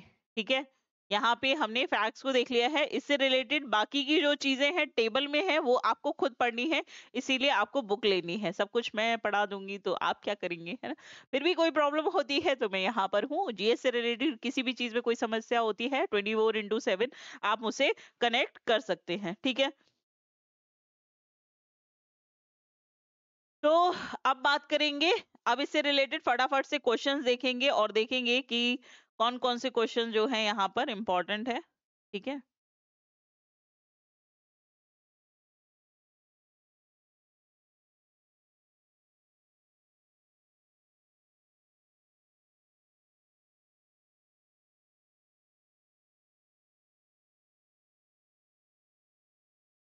चलिए, तो अब एक एक करके यहाँ पे क्वेश्चंस देखते हैं। पहला ही सवाल है और क्वेश्चंस जो है हम लोग काफी स्पीड में करेंगे। तो पहला सवाल है आपके सामने। पहला सवाल है कि अर्थशास्त्र का जनक जो है ये किसे माना जाता है। एडम स्मिथ को, मार्शल को, डेविड रिकॉर्डे को, माल्थस को। तो ये सवाल हमने थ्योरी के पहले ही पन्ने पर, पहले ही उसमें देखा था, पहले ही पेज पे था ना। तो यहाँ पर आंसर क्या हो जाएगा आपका, एडम स्मिथ आंसर जो है बिल्कुल सही हो जाएगा। ठीक है, पूंजीवाद अर्थव्यवस्था के जनक जो है ये भी कौन है आपके, एडम स्मिथ ही है। ठीक है, याद रखिएगा। इसके अलावा अगर आपसे पूछ रहा है कि अर्थशास्त्र जो है, अर्थशास्त्र किसके द्वारा लिखी गई है, तो ये लिखी गई है कौटिल्य के द्वारा। हालांकि मैंने कराया है कौटिल्य के द्वारा। कौटिल्य कौन थे, आपके चाणक्य थे। ठीक है, चाणक्य, इसको ध्यान रखिएगा। एडम स्मिथ यहाँ पर आंसर हो जाएगा। अगला सवाल है, अर्थव्यवस्था, भारतीय अर्थव्यवस्था जो है ये किस प्रकार की है, तो ये कैसी है, मिश्रित अर्थव्यवस्था है। मिश्रित अर्थव्यवस्था हमें किसे कहते हैं, पूंजीवादी और समाजवादी ये दोनों का मिश्रण है, ना ही पूर्ण रूप से ये समाज के आधार पर बनी हुई अर्थव्यवस्था है, ना ही पूरी तरीके से पूंजीवाद पर है, ना ही पूरी तरीके से हम मार्केट पे निर्भर है, ना ही सोसाइटी पर। तो अगर इसका एग्जाम्पल हम देखते हैं तो मैंने आपको बताया कि यूएसए जो है पूंजीवादी अर्थव्यवस्था है, रशिया की बात करें तो वो कैसी है, समाजवादी अर्थव्यवस्था है। तो भारत ने दोनों को ही एक्सेप्ट किया है, मिश्रित अर्थव्यवस्था है। ठीक है, कौन सी अर्थव्यवस्था सार्वजनिक और निजी क्षेत्र दोनों क्षेत्रों को सम्मिलित करती है? तो अभी मैंने बताया ना, निजी क्षेत्र और सार्वजनिक दोनों को करती है, तो मिश्रित अर्थव्यवस्था जो है यहाँ पर सही हो जाएगा। अगला सवाल है, प्राथमिक क्षेत्र में किन गतिविधियों को शामिल किया जाता है? तो प्राथमिक में जो होता है वो क्या होगा आपका, मत्स्य भी होगा, है ना, मत्स्य पालन। यानी कि डायरेक्टली क्या हो रहा है आपका, जो सीधे सीधे मत्स्य पालन, खनन, है ना, ये क्या हो गए, यानी कि ए और बी दोनों ही यहाँ पर सही होंगे। प्राथमिक उपभोग कृषि, पशुपालन, मत्स्य, है ना, खनन, यानी कि जहां से डायरेक्टली आप प्रोडक्ट को प्राप्त करते हैं उसको बोलते हैं। अगला सवाल है, सेकंड में कौन सा आता है आपका, विनिर्माण आता है, और तीसरे में आती है सेवाएं। अगला है अर्थव्यवस्था, तृतीय क्षेत्र से क्या तात्पर्य है? थर्ड से क्या है? तो मैंने आपको बताया ना, सेवा क्षेत्र आता है, जैसे बैंकिंग हो गई, ट्रांसपोर्ट हो गया, है ना, ये सभी चीजें किसमें आती हैं, आपके तृतीय क्षेत्र में आती हैं। ठीक है, पशुपालन और ये पहले क्षेत्र में, खनिज खनन ये सभी पहले में आते हैं। परिवहन जो है ये भी आपके दूसरे में आता है। अर्थव्यवस्था में किस क्षेत्र का योगदान सर्वाधिक है? ठीक है, तो सबसे ज्यादा योगदान जो है वो तृतीय क्षेत्र का होता है, जो कि है आपका सेवा क्षेत्र। सबसे बड़ा क्षेत्र जो है सेवा क्षेत्र होता है। सर्विस टैक्स को, सर्विस जो क्षेत्र होता है ये क्या है आपका, सबसे बड़ा क्षेत्र होता है। ठीक है, कौन सा होता है, सेवा क्षेत्र, यहाँ पर सही आंसर होगा, और ये किस में आएगा, तृतीय क्षेत्र में आएगा। ठीक है, चलिए आगे बात करते हैं, किसी भी वस्तु की कीमत में वृद्धि मांग पर क्या प्रभाव पड़ता है? किसी भी वस्तु की कीमत में वृद्धि मांग पर क्या प्रभाव पड़ेगा? तो इसको यहाँ पर ध्यान रखिएगा, इससे क्या होगी, मांग में कमी आएगी। ठीक है, अगर कोई भी वस्तु की वृद्धि कीमत में वृद्धि कर दी जाए, मान लो कि अभी आप जैसे देख लो, बहुत ही रिलेटेबल एग्जांपल आपको दूंगी। जैसे कि मान लो कि अभी हाल ही में क्या होते हैं, टमाटर और प्याज की वैल्यू बढ़ जाती है ना। आपने देखा कि 100 रुपए किलो टमाटर बेच रहे हैं, या 120 रुपए किलो प्याज बेच रहा है। तो उसमें क्या हो रहा था कि लोगों ने खरीदना ही बंद कर दिया, क्योंकि इतना महंगा तो नहीं, जो चीज 40 रुपए में मिल रही थी अब वो 100 रुपए 120 रुपए में मिल रही है, तो क्या आप खरीदेंगे? नहीं खरीदेंगे, क्योंकि आप मार्केट में उस प्रोडक्ट की वैल्यू बढ़ गई है, लेकिन आपकी पॉकेट वैल्यू तो उतनी ही है, आपकी सैलरी तो उतनी ही है ना। तो आप क्या करेंगे, उसकी कटौती कर देंगे, भैया मत डालो, बिना टमाटर प्याज की सब्जी खा लेंगे हम, है ना। तो ये चीज होती है कि जैसे ही वृद्धि की जाएगी उसकी डिमांड क्या हो जाएगी, कम हो जाएगी, मांग में कमी आ जाएगी। बहुत ही सिंपल सा चीज है। मांग के नियम की व्याख्या जो है सर्वप्रथम किसने की थी, यानी कि डिमांड का जो नियम है ये किसके द्वारा दिया गया था? तो ये दिया था मार्शल के द्वारा। ठीक है, किसने दिया था? मार्शल ने दिया था। अगला सवाल है आपका कि उत्पादन की किसी अवस्था में कुल उत्पादन, औसत उत्पादन और सीमांत उत्पादन तीनों ही बढ़ते हैं। ठीक है, तो यहाँ पर जो आंसर है वो क्या हो जाएगा कि किस अवस्था में बढ़ते हैं? तो याद रखिएगा ये प्रथम अवस्था होती है, जहां पर उत्पादन की अवस्था में आप औसत में देखेंगे सीमांत उत्पादन, इन सभी में क्या होती है? वृद्धि होती है। चलिए आगे बढ़ते हैं। अगला सवाल, आर्थिक विकास संबंधित है किससे? मात्रात्मक वृद्धि से, गुणात्मक वृद्धि से? अब देखो, आर्थिक विकास होगा तो ऐसा तो है नहीं कि आप सिर्फ परसेंटेज, ज्यादा से ज्यादा प्रोडक्शन किए जा रहे हैं, ठीक है, लेकिन उसका विस्तार जो है वो नहीं बढ़ रहा है, लोगों तक पहुंच नहीं रहा है, तो कोई मतलब नहीं है। तो मात्रा और गुणात्मकता जो दोनों ही चीजें हैं, ये दोनों एक दूसरे को बैलेंस करती हैं और दोनों ही एक दूसरे से निर्भर हैं। तो यहाँ पर दोनों ही आंसर जो है सही होगा कि आर्थिक विकास जो है सिर्फ गुणात्मक नहीं होता है कि भैया तुमने बड़ी बड़ी फैक्ट्री खोल दी है ना, सब कुछ कर दिया है, लेकिन वहां पर वहां की स्थिति ही वैसी नहीं है। तो गुणात्मक रूप से तो आपने उसमें वृद्धि कर दी है, लेकिन वहां के लोगों के लिए वो लाभफुल नहीं है, तो उसका कोई वैल्यू नहीं होता है। आपको आपके समाज के आधार पर, इसीलिए जो योजनाएं बनती है, सभी क्षेत्रों में योजनाएं उस क्षेत्र की डिमांड के आधार पर लाई जाती हैं।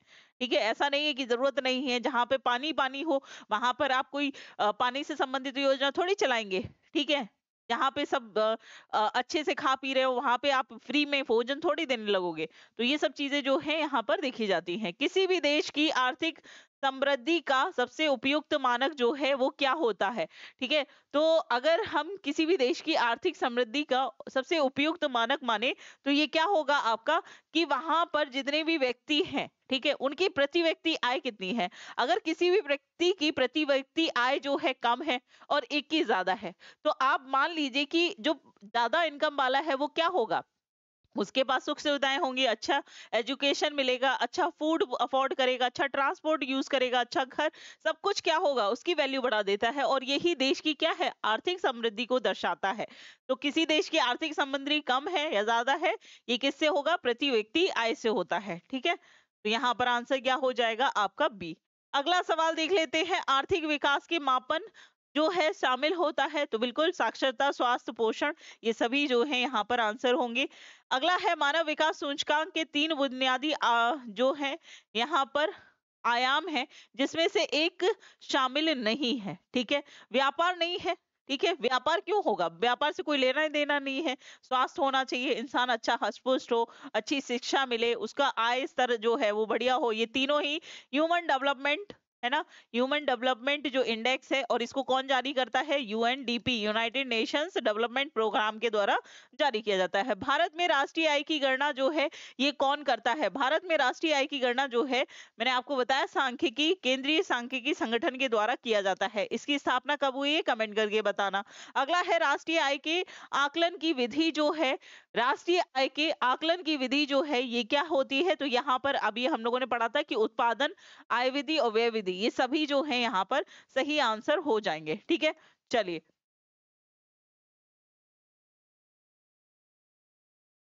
आगे देखते हैं। तो विदेश में उत्पादित वस्तुएं एवं सेवा मूल्य को शामिल किया जाता है। ठीक है, तो हमने देखा था किस में किया जाता है, जीडीपी में, तो घरेलू सीमा के अंदर था।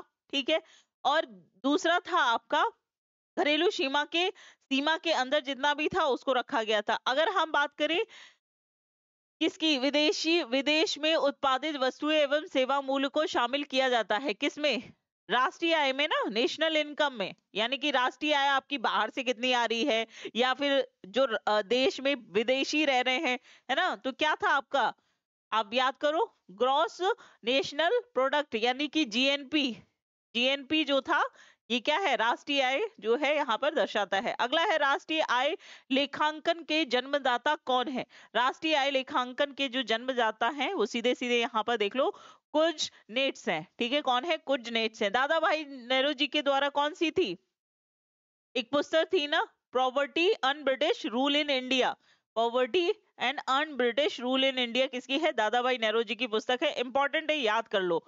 अगला सवाल है, हिंदू समृद्धि दर जो है संबंधित किस दर से है। ठीक है, हिंदू समृद्धि दर जो है ये किससे संबंधित है, तो भैया किससे होगी भाई, ये है आपकी सकल राष्ट्रीय उत्पाद से। ठीक है, किससे है, सकल राष्ट्रीय उत्पाद से। अगला सवाल है आपका, राष्ट्र की आर्थिक सामाजिक लक्ष्य की प्राप्ति के लिए संसाधनों का अनुकूल उपयोग जो है इसे क्या कहा जाता है। ठीक है, तो यहाँ पर आंसर जो है वो क्या हो जाएगा, इसको कहा जाता है आर्थिक नियोजन। ठीक है, क्या कहते हैं, आर्थिक नियोजन। अगला है, भारत में आर्थिक नियोजन से संबंधित अवधारणा जो है, आर्थिक नियोजन की सबसे पहले किसने दी थी, अभी मैंने पढ़ाया था ना, विश्वेश्वरैया जी के द्वारा दी गई थी, है ना, तो यहाँ पर आंसर क्या हो जाएगा, विश्वेश्वरैया आंसर सही हो जाएगा।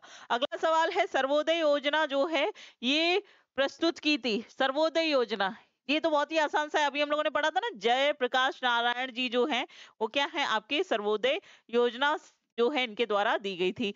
गांधीवादी अर्थव्यवस्था जो है ये किस पे आधारित है। ठीक है, तो गांधीवादी अर्थव्यवस्था जो है ये किस पे, न्यास पर आधारित है। ठीक है, सीधे सीधे ये फैक्ट याद करने हैं आपको, यहाँ पे कुछ एक्सप्लेनेशन वाला नहीं है, जहां पे होगा वहां पे हम लोग बात कर लेंगे। अगला सवाल है आपका, योजना आयोग का गठन जो है ये कब किया गया था, योजना आयोग का गठन जो है ये कब किया गया था, तो ये किया गया था वही 15 मार्च 1950 में। ठीक है, और इसकी जगह अभी आपको मैंने बताया कि 1 जनवरी 2015 को क्या लेके आए हैं, इसको रिप्लेस करके नीति आयोग जो है अब यहाँ पर कार्यरत है। अगला सवाल है, पीसी महालनोबिस मॉडल जो है ये कौन सी योजना में था, तो हेराल्ड डोमर जो है, हेराल्ड हेराल्ड डोमर जो है ये किस पे था, ये जो मॉडल था ये आपकी पहली योजना में था, द्वितीय योजना जो है महालनोबिस महानलोविस मॉडल पे थी और इसी में आपके संयंत्रों को लगाया गया था, ठीक है, पावर प्लांट्स को लगाया गया, तो इसको ध्यान रखेंगे। अगला सवाल है आपका कि पंचवर्षीय योजना के दौरान योजना अवकाश जो है कौन सा रहा है। तो यहाँ पर एक चीज ध्यान रखना कि जितनी भी पंचवर्षीय योजना है, ये बीच बीच में इनमें बीच में जैसे ही देश में युद्ध की स्थिति हुई है, जैसे कि आप देखोगे कि 1996 से लेकर 1999 का समय जो है ये इंडिया चाइना वॉर का समय है। तो उस समय जो है ये पंचवर्षीय योजनाओं के बीच अवकाश रहा है, इसी की बात की गई है। तो यहाँ पर आंसर जो है ये 1996 से 1999 तक हो जाएगा, 1969 तक हो जाएगा, 99 नहीं होगा। गरीबी उन्मूलन का नारा जो है ये किस पंचवर्षीय योजना में दिया गया था। तो याद कर लीजिए, ये दिया गया था पांचवी, ठीक है, पांचवी पंचवर्षीय योजना में गरीबी उन्मूलन का नारा दिया गया था। अगला देख लेते हैं, यहाँ पर अगला सवाल है, योजना आयोग द्वारा तैयार की गई योजना अंतिम रूप से अनुमोदन देने का कार्य जो है ये किसका था, आपका राष्ट्रीय विकास परिषद का था, जिसका गठन 1952 में किया गया था। और इनका या योजना आयोग की बात करें या राष्ट्रीय विकास परिषद की बात करें, इसका प्रमुख कौन था, कौन होते हैं, तो प्रधानमंत्री होते थे, ठीक है। तो पहले कब गठित हुआ है ये, आपके पंडित जवाहरलाल नेहरू के नेतृत्व में। नीति आयोग से तात्पर्य क्या है, तो इसमें हिंदी में दिया है ना, इंग्लिश में क्या है, national institute of transforming India, national institute of transforming India, ठीक है। तो यहाँ पे क्या होगा, आंसर क्या हो जाएगा भाई इसका, ठीक है। तो यहाँ पर आप देखोगे कि राष्ट्रीय भारत परिवर्तन संस्थान है ना, यही तो होगा। चलिए, भारत में गरीबी को किस आधार पर परिभाषित किया गया है।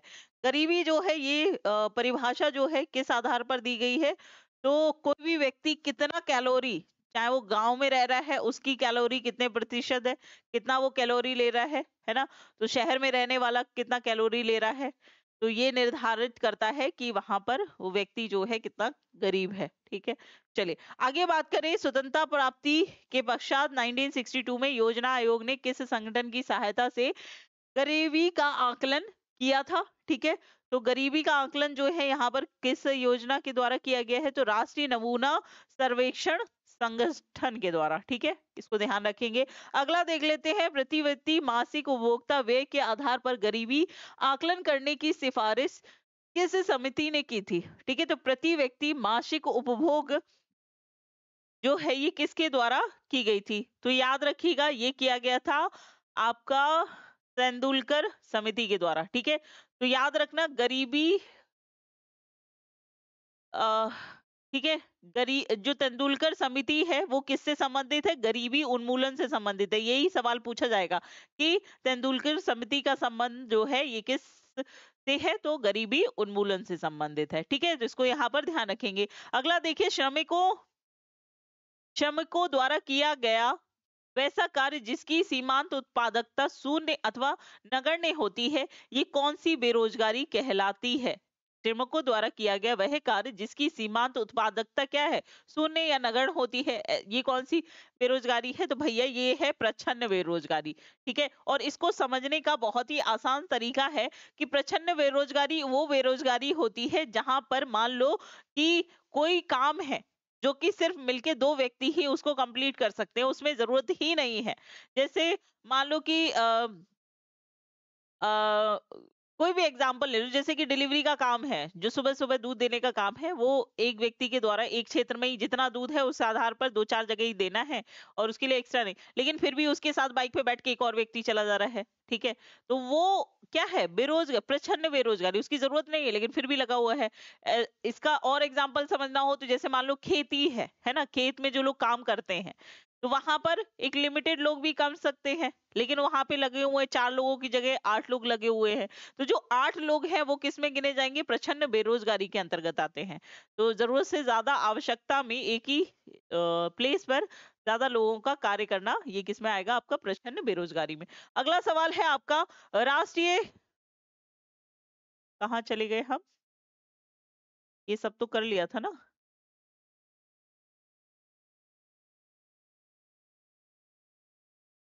कहाँ चले गए हम, प्रच्छन्न बेरोजगारी पे थे ना, चलिए।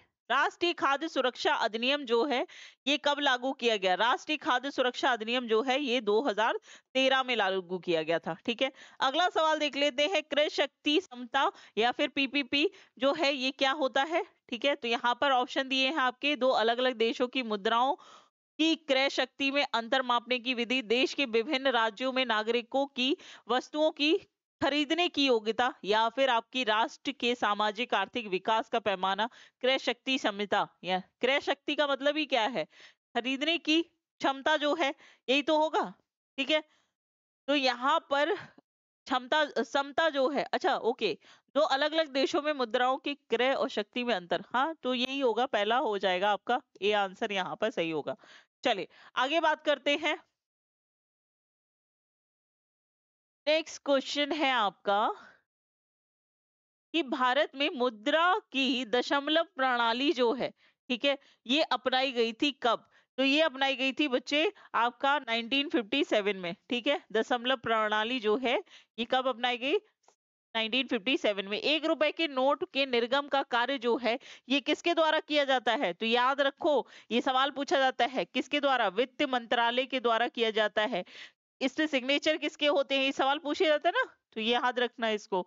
1 रुपए के नोट पर किस अधिकारी का हस्ताक्षर होता है? अब देखो, वित्त मंत्रालय जो है इसको रिलीज करेगा, तो कौन करेगा इस पे सिग्नेचर 1 रुपए के नोट पे? वित्त सचिव। अब तो देखने को नहीं मिलता, लेकिन पता नहीं क्यों इन्होंने यहाँ पे पूछा हुआ है।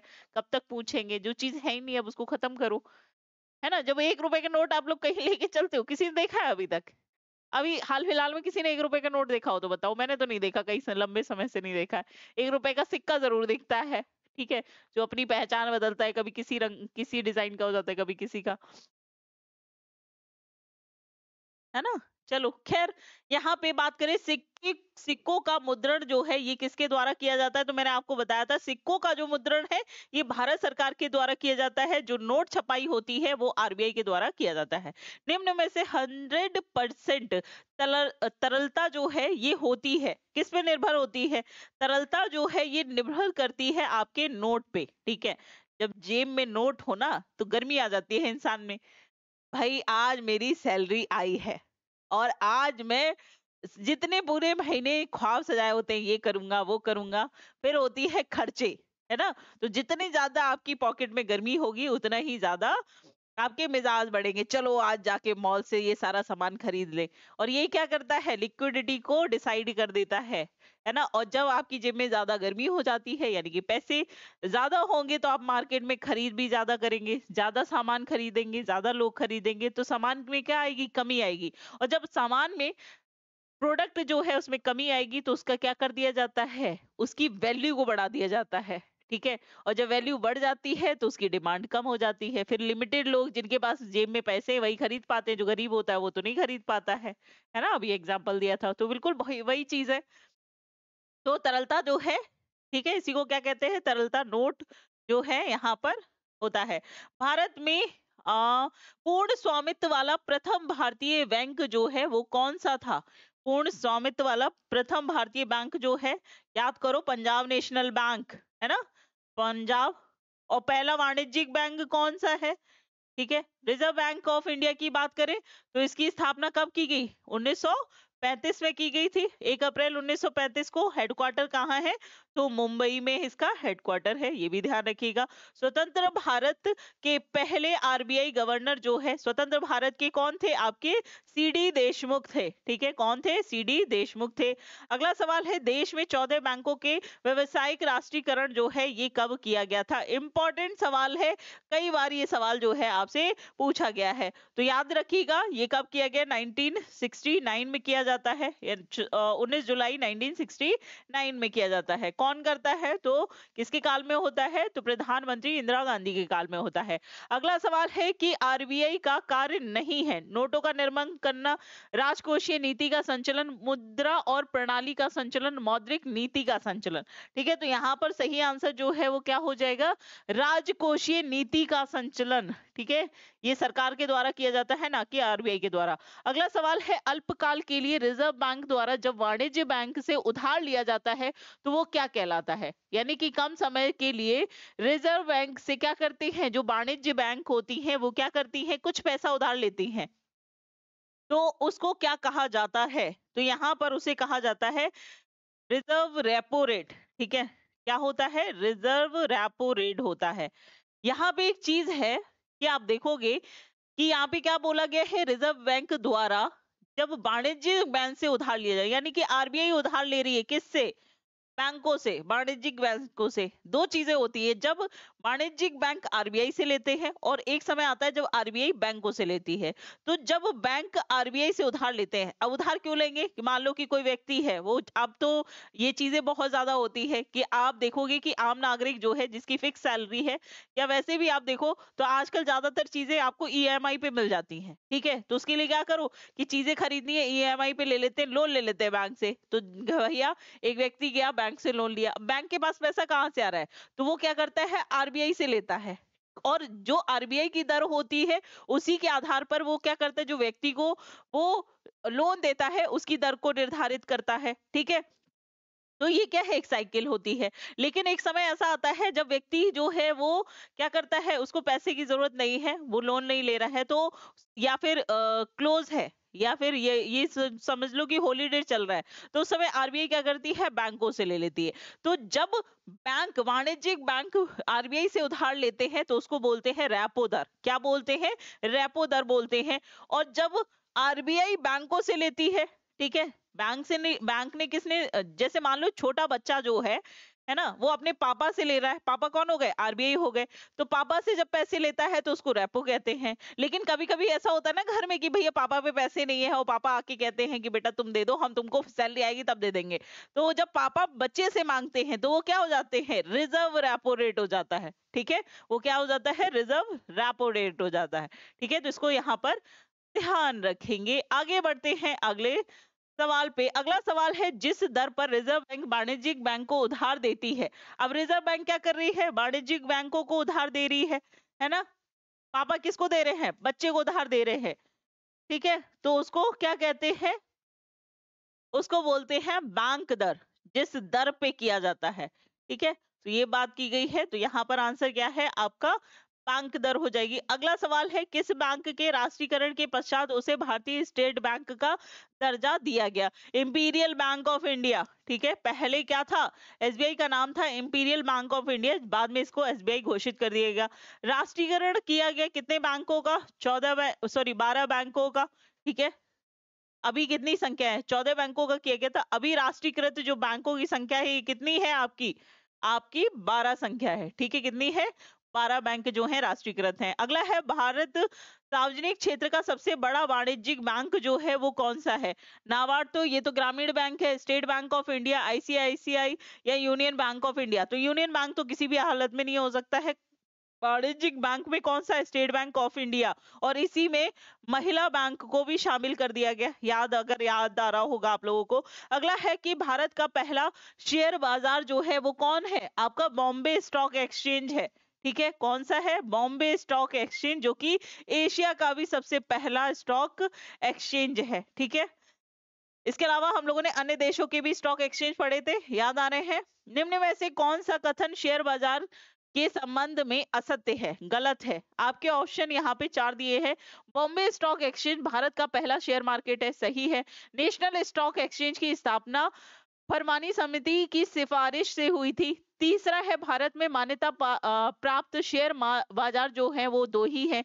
चौथा है आपका, शेयर बाजार को की नियंत्रक और बयानक संस्था जो है वो सेबी है। ठीक है, तो यहाँ पर आपको एक चीज तो समझ में आ गई होगी कि इसका आंसर जो है वो क्या हो जाएगी, इनमें से कौन सा गलत है। यहाँ पे जो दिया है ना कि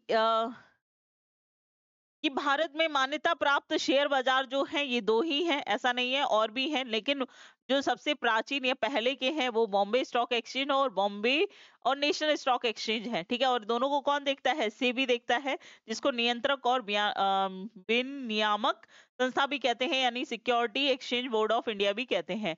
नेशनल स्टॉक एक्सचेंज और बॉम्बे स्टॉक एक्सचेंज दोनों ही बंबई में ही है।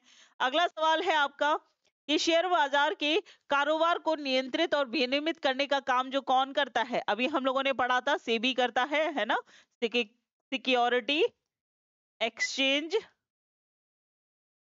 Board of India. ठीक है, बोर्ड ऑफ इंडिया जो है ये करता है।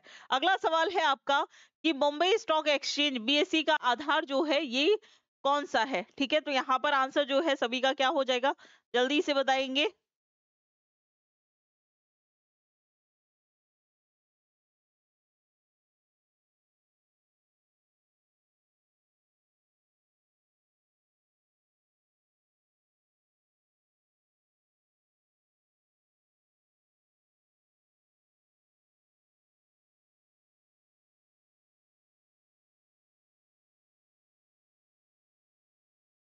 चलिए, तो यहाँ पर आंसर जो है वो क्या हो जाएगा आपका 78 से 79 जो है आधार वर्ष है, इसको ध्यान रखना। हरित क्रांति जो है ये शुरू की गई थी 667 में, किसके द्वारा? एम एस स्वामीनाथन के द्वारा, स्वामीनाथन के द्वारा। ठीक है, इसको ध्यान रखेंगे। आगे बढ़ते हैं, अगला देखते हैं, अगला क्या है आपका। अगला है हरित क्रांति किस फसल के उत्पादन में सर्वाधिक प्रभाव पड़ा? तो हम लोगों ने पढ़ा था गेहूं पे पड़ा है। ठीक है, भारत में गेहूं को प्रति हेक्टेयर उत्पादित करने वाला जो अग्रणी राज्य है, प्रति हेक्टेयर जिसका सबसे ज्यादा जहां पे उत्पादन होता है वो पंजाब है। ठीक है, पंजाब में प्रति हेक्टेयर जो है सर्वाधिक उत्पादन किया जाता है। अगला है राष्ट्रीय कृषक आयोग की स्थापना जो है ये किसकी अध्यक्षता में हुई थी? तो राष्ट्रीय कृषक आयोग, ठीक है, ये किसकी अध्यक्षता में गठित हुआ था? तो अभी मैंने पढ़ाया था ना, एम एस स्वामीनाथन।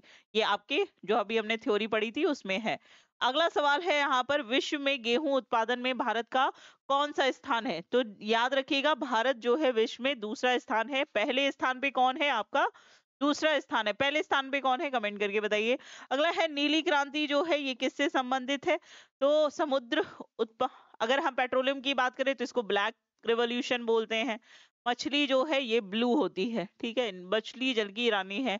आलू जो है ये इससे रिलेटेड सच तो कुछ नहीं है, लेकिन इसको ध्यान रखेंगे। ठीक है, यहाँ पर जो है नीली क्रांति संबंधित है मछली, और इसमें भी कौन आ जाता है? झींगा मछली। चलो आगे बात करते हैं। भारतीय कृषि भू क्षेत्र मुख्य रूप से सिंचाई के लिए किस पर निर्भर करते हैं? भारत में जो इतनी भी सिंचाई होती है वो मुख्यतः किस पे निर्भर करती है? तो ये देखो, भारत में ज्यादातर जो क्षेत्र है वो मानसूनी वर्षा पे निर्धारित करता है। इसीलिए देखा है ना, जब मानसून नहीं आता है तो एक इमेज आती है कि सूखा पड़ने वाला है या फिर फसल होने वाली है। इसको कैसे निर्धारित किया जाता है? इसी के आधार पे किया जाता है। ठीक है, आगे बात करते हैं। कृषि उपजों की प्राप्ति अथवा अथवा आयात और निर्यात के संचालन के लिए कार्यरत संस्था जो है ये कौन सी होती है? तो याद रखिएगा, ये होती है आपकी राष्ट्रीय कृषि सहकारी विपणन संघ। ठीक है, याद रखिएगा इसको। अगला है सहकारी क्षेत्रीय ग्रामीण विकास बैंक को अल्पकालीन और दीर्घकालीन जो ऋण प्रदान करने वाली संस्था है। ठीक है, तो सहकारी और क्षेत्रीय ग्रामीण बैंक को कौन प्रदान करेगा? इनके लिए अलग से गठित जो है कौन सा है? नाबार्ड। ठीक है, ग्रामीण बैंक है ना, नाबार्ड। आगे बात करते हैं, भारत की पहली औद्योगिक नीति जो है ये कब बनाई गई थी? तो ये बनाई गई थी आपकी 1948 में। ठीक है, कब बनाई गई? 1948 में। आगे बात करते हैं, उदारीकरण, निजीकरण, भूमंडलीकरण या फिर वैश्वीकरण की नई आर्थिक नीति की घोषणा जो है ये किसके द्वारा की गई थी? तो ये की गई थी नरसिम्हा राव के द्वारा। ठीक है, किसके द्वारा की गई थी? नरसिम्हा राव के द्वारा। और ये कब की गई थी? 1991 में की गई थी। भारत में नवरत्न का योजना जो है ये कब प्रारंभ की गई है? तो ये प्रारंभ की गई है 1997 में। ठीक है, कब? 1997 में। आगे बात करते हैं यहाँ पर, आगे है वर्तमान में लाइसेंस की अनिवार्यता वाले उद्योगों की संख्या जो है ये कितनी है? ठीक है, यहाँ पर कितनी है? तो याद रखिएगा, ये है आपकी 5। ठीक है, 5 जो है यहाँ पर संख्या है। अगला है महारत्न कंपनियों की संख्या जो है अभी वर्तमान में कितनी है? तो ये जो संख्या है ये कितनी है आपकी? महारत्न कितनी थी? 13। ठीक है, 13 महारत्न कंपनियां हैं। अब बात करें मिनी रत्न कंपनी की योजना जो है ये कब शुरू होती है? तो याद रखिएगा, किसकी? मिनी रत्न योजना जो है ये कब शुरू होती है? 1997 में होती है। ठीक है, जवाहर रोजगार योजना जो है ये 1989 में शुरू होती है। ये भी यहाँ पे। एशिया का प्रथम निर्यात प्रसंस्करण क्षेत्र जो है वो कहाँ पर? एशिया का प्रथम निर्यात संस्करण जो है ये कहाँ पर है?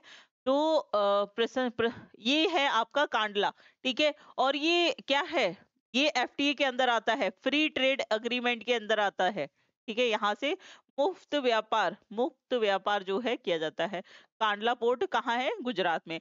अगला है भारत में जूट मिल की स्थापना, जो इम्पोर्टेंट सवाल है ये आपका कि जूट मिल की स्थापना जो है ये कब हुई है, तो सिरसा में हुई थी 1859 में, ठीक है। कहाँ पर, सिरसा कह रही हूँ, रिसरा।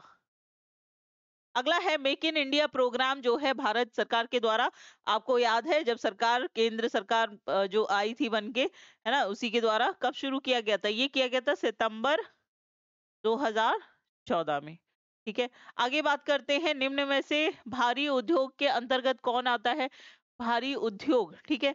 तो यहाँ पर भारी उद्योग में कौन सा आएगा, जो हैवी है, लौह, ठीक है, लौह इस्पात। अगला सवाल है आपका कि निम्न में से कर ढांचे में सुधार देने हेतु बनी समिति जो है कौन सी है, ठीक है। तो कर में सुधार संबंधी जो है वो कौन सी है, चिलैया समिति है, ठीक है। चिलैया समिति याद करो, तेंदुलकर समिति मैंने बताई थी ना, गरीबी उन्मूलन से संबंधित जो समिति है वो कौन सी है, आपकी तेंदुलकर समिति थी, ठीक है। चिलैया समिति किससे संबंधित है, कर ढांचे से संबंधित है।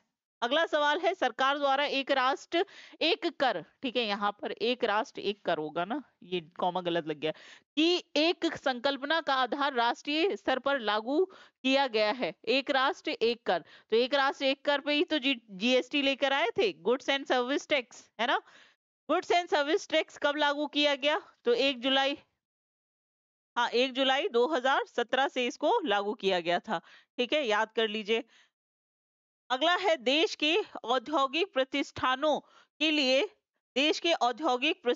के लिए मध्यकालीन दीर्घकालीन साख की व्यवस्था करने वाली वित्तीय संस्था जो है ये कौन सी है। तो यहाँ पर सही आंसर जो है ये क्या हो जाएगा, ये हो जाएगा भारतीय औद्योगिक वित्तीय निगम लिमिटेड। याद रखो, जब ये 4 ऑप्शन वाले क्वेश्चन आप पढ़ोगे ना, तो पहले क्या करना, बुक में टिक लगाना है, चारों ऑप्शन पे नहीं लगाना जब आप पढ़ने बैठो, ठीक है। तो या तो रफ पेपर पे लिख लो या कुछ भी करके, पहले सिर्फ फोकस करके 4 ऑप्शन में से 3 को अवॉइड करते हुए चलना, क्योंकि फिर क्या होता है, कंफ्यूजन दिमाग में क्रिएट करने जैसी स्थिति आप पहले से क्रिएट कर लेते हो। चारों ऑप्शन पढ़ लेते हो, चारों ऑप्शन एक साथ पढ़ लेते हो, फिर उसमें से सही टिक करते हो, लेकिन आपको क्या है, हिट करना है कि यही सही है, ठीक है, यही सही है। अगला है आपका भारतीय लघु उद्योग विकास बैंक, सिडबी। सिडबी का जो है ये कहाँ पर है, ये क्या है, सिडबी, ये कहाँ है, आपका लखनऊ में है इसका हेडक्वार्टर, ठीक है। चलिए आगे बात करते हैं। आगे, सर्वाधिक लिंगानुपात वाला राज्य कौन सा है, सबसे ज्यादा लिंगानुपात कहाँ पाया जाता है, तो लिंगानुपात कौन से राज्य में है, सर्वाधिक लिंगानुपात, ये केरल में मिलेगा, ठीक है। केरल में जो है सबसे ज्यादा है, कुछ 1100 समथिंग है, जैसे 1000 बच्चों पे 1000 लड़कों पे लड़कियों की संख्या, तो 1000 लड़कों पे लगभग 11 1150 लड़कियां जो है यहाँ पर मिलती हैं केरल में। सबसे ज्यादा साक्षरता भी यही है, पुरुष की भी महिला की भी, ठीक है, ये भी ध्यान रखिए। जनसंख्या की दृष्टि से सबसे बड़ा जिला, सबसे ज्यादा जनसंख्या वाला जिला कौन सा लगता है, थाने होगा, थाने, या फिर लद्दाख होगा, दमनदीप होगा, या फिर लक्षद्वीप होगा, थाने ही होगा, है ना। बाकी तो यहाँ पे ठंडी जगह कौन ही रहेगा, ठीक है, दमनदीप तो ये है ही छोटे छोटे से। चलिए, तो ये थे आपके अब तक के सभी संभावित सवाल जो हमने यहाँ पर किए हैं। अब हम बात करेंगे जितने भी आपके प्रीवियस ईयर के सवाल पूछे गए हैं, है ना, प्रीवियस ईयर के सवाल जो पूछे गए हैं उसको फटाफट से देख लेंगे टिक टिक करके, है ना, जल्दी जल्दी से क्वेश्चन आंसर्स को देखेंगे और यहाँ पर इसको फटाफट से कंप्लीट कर लेते हैं। चलिए, तो पहला सवाल है कि निम्नलिखित में से भारतीय अर्थव्यवस्था में सिडबी, सिडबी का मुख्यालय कहाँ है, अभी हमने पढ़ा लखनऊ में, या आर्थिक सहायता का वर्णन करने के लिए कौन सा विकल्प सही है। उत्पादन के कारकों को व्यवसायिक उद्यमों द्वारा किया गया भुगतान, दूसरा है देश की, क्या पूछा है, सही है ना पूछा है, ठीक है। तो देश की सरकार से एक उद्यम या एक उद्योग के लिए धन का हस्तांतरण, निजी कंपनियों द्वारा शेयर धारकों को किया गया भुगतान, या देश की सरकार के लिए एक उद्यम या फिर एक उद्योग द्वारा धन का हस्तांतरण, ठीक है। तो इसका सही आंसर जो है ये क्या हो जाएगा कि यहाँ पे पूछा गया है ना कि भारतीय अर्थव्यवस्था में सिडबी और आर्थिक सहायता के लिए वर्णन जो है, तो इसका सही आंसर हो जाएगा देश की सरकार से एक उद्यम या फिर उद्योग के लिए धन का हस्तांतरण। इसमें क्या होता है, सिडबी जो है यहाँ पे ऐसे याद रख सकते हो, ये जो है काम करती है एमएसएमई। ऐसे एमएसएमई जो है ये क्या है आपका, माइक्रो, स्मॉल और मीडियम एंटरप्राइजेस, मीडियम एंटरप्राइजेस, ठीक है, इसके लिए काम करता है। और ये जो एमएसएमई है ये क्या है, लघु उद्योग, जितने भी लघु उद्योग होते हैं उनके लिए क्या करता है, ऋण प्रोवाइड कराता है। कौन करता है, सिडबी के द्वारा किया जाता है। जैसे हस्तकरघा होते, जो भी हैंडीक्राफ्ट काम होता है, हाथ से बनाने वाला सामान हो गया, या फिर सॉफ्टवेयर और हार्डवेयर का जो अंजर पंजर जोड़ने वाले काम होते हैं, सिलाई का काम हो गया है ना, बुनकर का काम हो गया, कढ़ाई का हो गया, है ना, ये सभी चीजें जो है इसके लिए जो एमएसएमई है वो क्या करता है, ऋण प्रोवाइड जो है कराता है। ठीक है, तो ये प्रोजेक्ट निकालता है, बैंक जो है कौन सहायता करता है, सिडबी करता है। ठीक है, तो इसीलिए यहाँ पर आंसर जो है देश की सरकार द्वारा से एक उद्यम, एक उद्योग के लिए धन का हस्तांतरण। समझ में आ गया होगा आप लोगों को। अगला है, भारत में स्वतंत्रता के बाद कितनी बार नोटबंदी हुई है?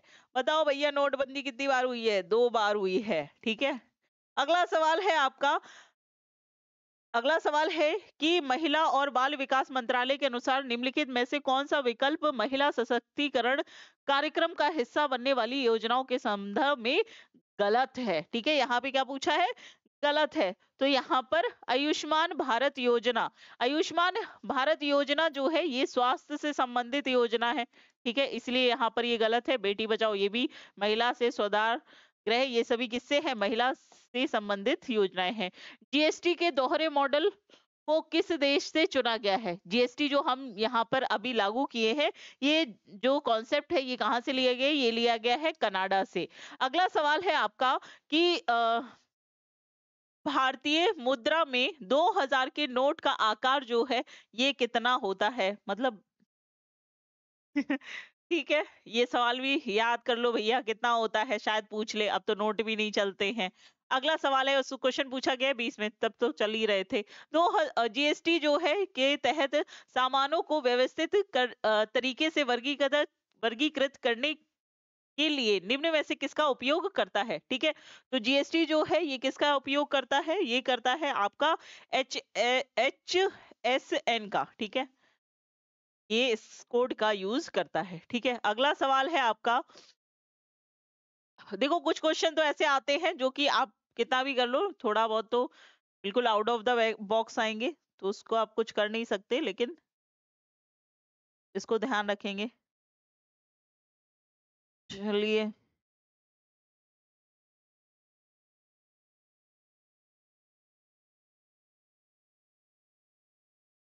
थोड़ा सा पानी पी लेते हैं।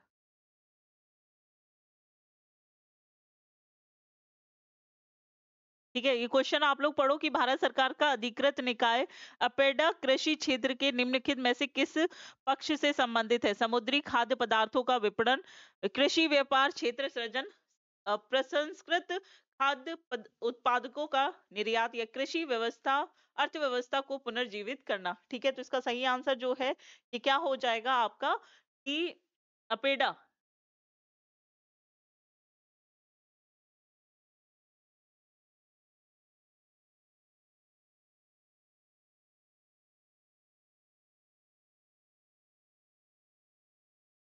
चलिए, तो यहाँ पर इसका सही आंसर जो है ये क्या हो जाएगा आपका, प्रसंस्कृत खाद्य उत्पादकों के। ओहो, ये तो गड़बड़ है। निम्नलिखित में से कौन सा विकल्प भारत में रवि की फसल का उदाहरण नहीं है? है ना, तो रवि की फसल का उदाहरण कौन सा नहीं है इसमें? कोहड़ा। ठीक है, कोहड़ा, सरसों, गेहूं, जौ, ये सभी रवि की फसल होती है, जो कि सितंबर अक्टूबर से लेकर इनकी बुवाई शुरू होती है। बु बुआई शुरू हो जाती है, और कटाई कब होती है इसकी? मार्च के आसपास, है ना, फरवरी मार्च में इसकी कटाई होना शुरू हो जाती है। और तो इसको ध्यान रखिएगा, किसकी? रवि की फसल की, जिसमें गेहूं, सरसों, गेहूं के साथ ही आप देखोगे सरसों भी होती है। सरसों एकदम बढ़िया लगता है। चलिए, नोटबंदी विमुद्रीकरण जो है ये कब किया गया था? तो ये किया गया था 8 नवंबर। ये डेट नहीं बोल सकती मैं, मुझे याद करने की जरूरत ही नहीं पड़ती, दिल दुख गया था मेरा। ऐसा कुछ नहीं है, क्योंकि मेरे पास तो तब भी नहीं था, है ना? चलिए, निम्नलिखित में से किस देश ने सबसे पहले जीएसटी लागू किया है? ठीक है, तो यहाँ पर जो कॉन्सेप्ट लिया है हमने कनाडा से लिया है, लेकिन इसको लागू करने वाला पहला देश याद रखिएगा कौन सा है? फ्रांस है। आगे देखते हैं, निम्नलिखित में से किसकी खेती भारत में जायद फसल के रूप में की जाती है? तो जायद फसल जो होती है ये बच्चे होती है आपकी अप्रैल मई में, ठीक है? अप्रैल मई से लेकर आपके जून जुलाई तक, ठीक है? जून जुलाई तक, जो गर्मियों का टाइम होता है ना, जिसमें ककड़ी, खरबूजे, तरबूज, है ना, खीरा, है ना, ये सभी जो फसल आती है ये सब किस में आती है? आपकी अ, जायद फसलों में आती है, ठीक है? और इस जायद फसल के बाद ही हम खरीफ की फसल को बोते हैं, तो इसको ध्यान रखेंगे। अगला सवाल है आपका कि नोटबंदी से पहले अर्थव्यवस्था में 500 के नोटों की संख्या कितनी थी? मतलब सीरियसली, ठीक है, खैर यहाँ पे पढ़ लो, 17,165। अगला है नीलगिरी खापली, भारतीय कृषि अनुसंधान संस्थान द्वारा जारी फसलों में से किसका एक उच्च उपज वाली किस्म है? ठीक है, तो यहाँ पर बात की गई है कौन सी है? नीलगिरी खापली, ठीक है, तो यहाँ पर है गेहूं। ये क्या है? ये नाम है, इसकी एक प्रजाति है। अगला है, भारत अपने नारियल के वार्षिक उत्पादन देश इंडोनेशिया के बाद तीसरे स्थान पर है, ठीक है? तो भारत का जो नारियल के उत्पादन में कौन सा स्थान है? तीसरा स्थान है इंडोनेशिया के बाद। तो इंडोनेशिया दूसरे नंबर पे है, पहले नंबर पे कौन सा देश है? पहले नंबर पे है फिलीपींस, ठीक है? पहले पे है, फर्स्ट पे हो गया आपका फिलीपींस, दूसरे पे हो गया इंडोनेशिया, एंड देन आपका इंडिया। थर्ड पे कौन है? आपका इंडिया हो जाता है, ठीक है? तो ध्यान रखेंगे। अगला सवाल देख लेते हैं, योजना के अंतर्गत खोले गए सभी बैंक खातों में 5,000 ओवरड्राफ्ट की सुविधा दी गई है। बताओ किसके तहत 5,000 जो ओवरड्राफ्ट है या फिर खातों में पैसे भेजे गए थे, किस योजना के तहत भेजे गए थे? तो याद करो, जनधन योजना, भारत सरकार के द्वारा शुरू की गई थी ना जनधन योजना, उसके तहत। अगला सवाल है, जीएसटी में निम्नलिखित में से किस राज्य कर को शामिल किया गया है, किया गया था? तो यहाँ पर चुंगी कर, ठीक है, चुंगी कर जो है यहाँ पर सही आंसर होगा।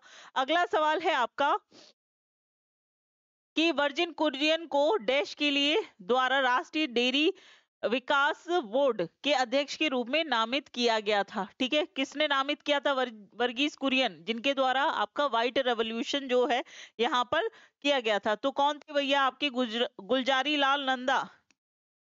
कौन थे आपके? गुलजारी लाल नंदा जी थे, ठीक है? इनको ध्यान रखेंगे। निम्नलिखित में से कौन सा बैंक भारत का सबसे पुराना सार्वजनिक क्षेत्र का बैंक है? ठीक है, तो इसका आंसर क्या हो जाएगा? इलाहाबाद बैंक, ठीक है? कौन सा है? इलाहाबाद बैंक जो है सार्वजनिक क्षेत्र का सबसे पुराना बैंक है। दुनिया की तीसरी सबसे बड़ी जनसंख्या वाले देश कौन सा है? तो 19 का आंसर जो है क्या हो जाएगा? तो पहली चीज तो अगर हम देखें तो आपको पता है कि 2000 जो 22 रहा है, ठीक है? यहाँ पर पहले चाइना जो है जनसंख्या के मामले में पहला था, लेकिन अब भारत जो है कोविड के बाद से आप देखेंगे इंडिया जो है जनसंख्या के मामले में पूरे विश्व में पहले नंबर पे। दूसरे नंबर पे आ चुका है आपका चाइना, ठीक है? चाइना को पछाड़ दिया है हमने, और तीसरे नंबर पे है यूएसए, ठीक है? तो यहाँ पर आंसर जो है, इसके बाद आ जाता है चौथे नंबर पे इंडोनेशिया, है ना? तो इनको ध्यान रखेंगे। और ठीक है, तो यहाँ पर आंसर जो है यूएसए जो है सही हो जाएगा, ठीक है? भारत का अगर क्षेत्र के स्तर पे देखोगे तो 7वां स्थान है। इनमें से कौन सी गेहूं की उच्च पैदावार वाली बीज किस्म जिसका भारत की हरित क्रांति में योगदान था? ये इंपॉर्टेंट सवाल है, ठीक है? ये कौन सी थी? लार्मा रोजो, ठीक है? रोजो रोजो, ठीक है, लार्मा रोजो। अगला है, निवेश जानकारी और क्रेडिट रेटिंग एजेंसी का मुख्यालय जो है ये कहाँ पर स्थित है? याद रखिएगा, ये स्थित है आपके गुरुग्राम में। अगला सवाल देख लेते हैं, एशिया में तीसरी सबसे अधिक आबादी वाला देश जो है कौन सा है? अब देखो, अभी हमने किसकी बात की है? विश्व में सर्वाधिक आबादी वाले देश की बात की है। अब हम किसकी बात कर रहे हैं? एशिया में बात कर रहे हैं। तो एशिया में सबसे बड़ा कौन है? अब देखो, वैसे हमने बात की ना अच्छा, यहाँ पे क्योंकि इंडिया नहीं है, इंडिया होता तो इंडिया पहले स्थान पे आ जाता। अगला सवाल है, पूर्ण रूप से जीएसटी की सिफारिश के द्वारा की गई है। ठीक है, तो जीएसटी जो है ये किसकी सिफारिश के द्वारा की गई है? तो यहाँ पर विजय केलकर टास्क फोर्स के द्वारा। अगला सवाल है, दक्षिण अमेरिका में निम्न में से कौन सा देश सबसे अधिक आबादी वाला देश है? ठीक है, तो यहाँ पर आंसर जो है क्या हो जाएगा, क्योंकि 5वें नंबर पे आता है आपका ब्राजील, तो ब्राजील जो है दक्षिण अमेरिका का सबसे ज्यादा जनसंख्या वाला देश है। अगला है, ग्रामीण आवास निधि को वर्ष डैश में स्थापित किया गया था ताकि प्राथमिक ऋण संस्थानों को प्रतिस्पर्धी दरों पर ग्रामीण क्षेत्र में लक्षित समूह को आवास वित्त प्रदान करने के लिए धन उपलब्ध कराने में सक्षम बनाया जा सके। ठीक है, तो यहाँ पर आंसर जो है सभी का क्या हो जाएगा, कब किया गया? तो ये आपका 2008 और 9 में। ठीक है, 2018 का सवाल है आपका। चलिए आगे बढ़ते हैं अगले सवाल पे। जीएसटी कानून को भारत के राष्ट्रपति ने कब सहमति प्रदान की थी? ठीक है, तो इसको 1 जुलाई से लागू किया है। इससे पहले इसको लेकर आए थे, इसमें आपके लोकसभा में लेकर आए, फिर राज्यसभा में गया, फिर राष्ट्रपति के द्वारा इसको सहमति दी गई। ठीक है, तो ये सहमति जो है ये कब दी गई थी आपकी? ये दी गई थी 12 अप्रैल 2017 को। ठीक है, आगे बात करते हैं। S&P BSE Sensex sensitive index जिस पर आधारित है वो फास्टैग में डैश स्टॉक है। ठीक है, तो वो कौन सा है आपका? 30। ठीक है, 30 स्टॉक है।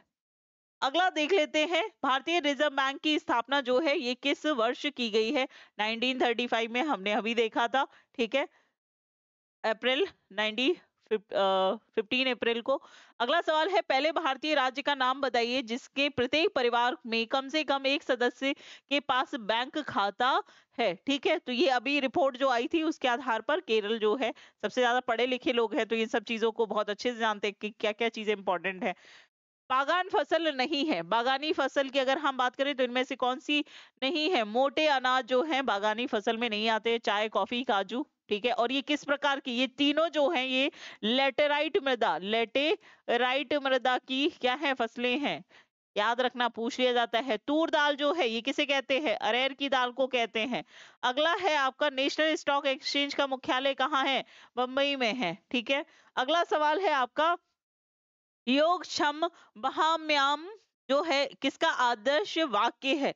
ये इंपॉर्टेंट सवाल है, काफी बार पूछा गया है। तो ये एलआईसी का है। ठीक है, योगक्षम महाम्याम जो है ये किसका आदर्श वाक्य है? एलआईसी ऑफ इंडिया का है। ठीक है, चलिए आगे बात कर ले हम। आगे, भारत में सबसे अधिक उपज वाला जो खाद्य फसल है वो कौन सा है? चावल है। ठीक है, कौन सी है? चावल है। अगला सवाल है आपका, स्वच्छ भारत मिशन की शुरुआत जो है ये कब की गई थी? ये की गई 2 अक्टूबर 2014 को। ठीक है, अगला सवाल देख लेते हैं, प्रछन्न बेरोजगारी जो है ये क्या परिणाम होता है? तो प्रछन्न बेरोजगारी जो है ये किसका परिणाम होगा? तो अनु उत्पादक कर्मचारियों की संख्या में, मतलब अनुत्पादक जो उत्पादन ही उतना नहीं दे पा रहे हैं तो उनका फिर भी लगे हुए हैं। देश में मुद्रा की आपूर्ति को नियंत्रित जो है ये किसके द्वारा किया जाता है? तो ये किया जाता है भारतीय रिजर्व बैंक के द्वारा, है ना। कितने नोट छपने हैं ये कौन निर्धारित करता है? आरबीआई करती है। एगमार्क की बात करें, एगमार्क जो है ये किस पे लगाया जाता है? तो याद करो, एगमार्क जो है ये आपको खाद्य वस्तुओं के लिए गुणवत्ता की आश्वासन पे मोहर देता है। जहां पे भी एग मार्क लगेगा इसका मतलब वो जो प्रोडक्ट है वो खाने योग्य है और सुरक्षित और स्वच्छ है। ठीक है, वहीं पर क्या लगता है? आपका एग मार्क लगता है।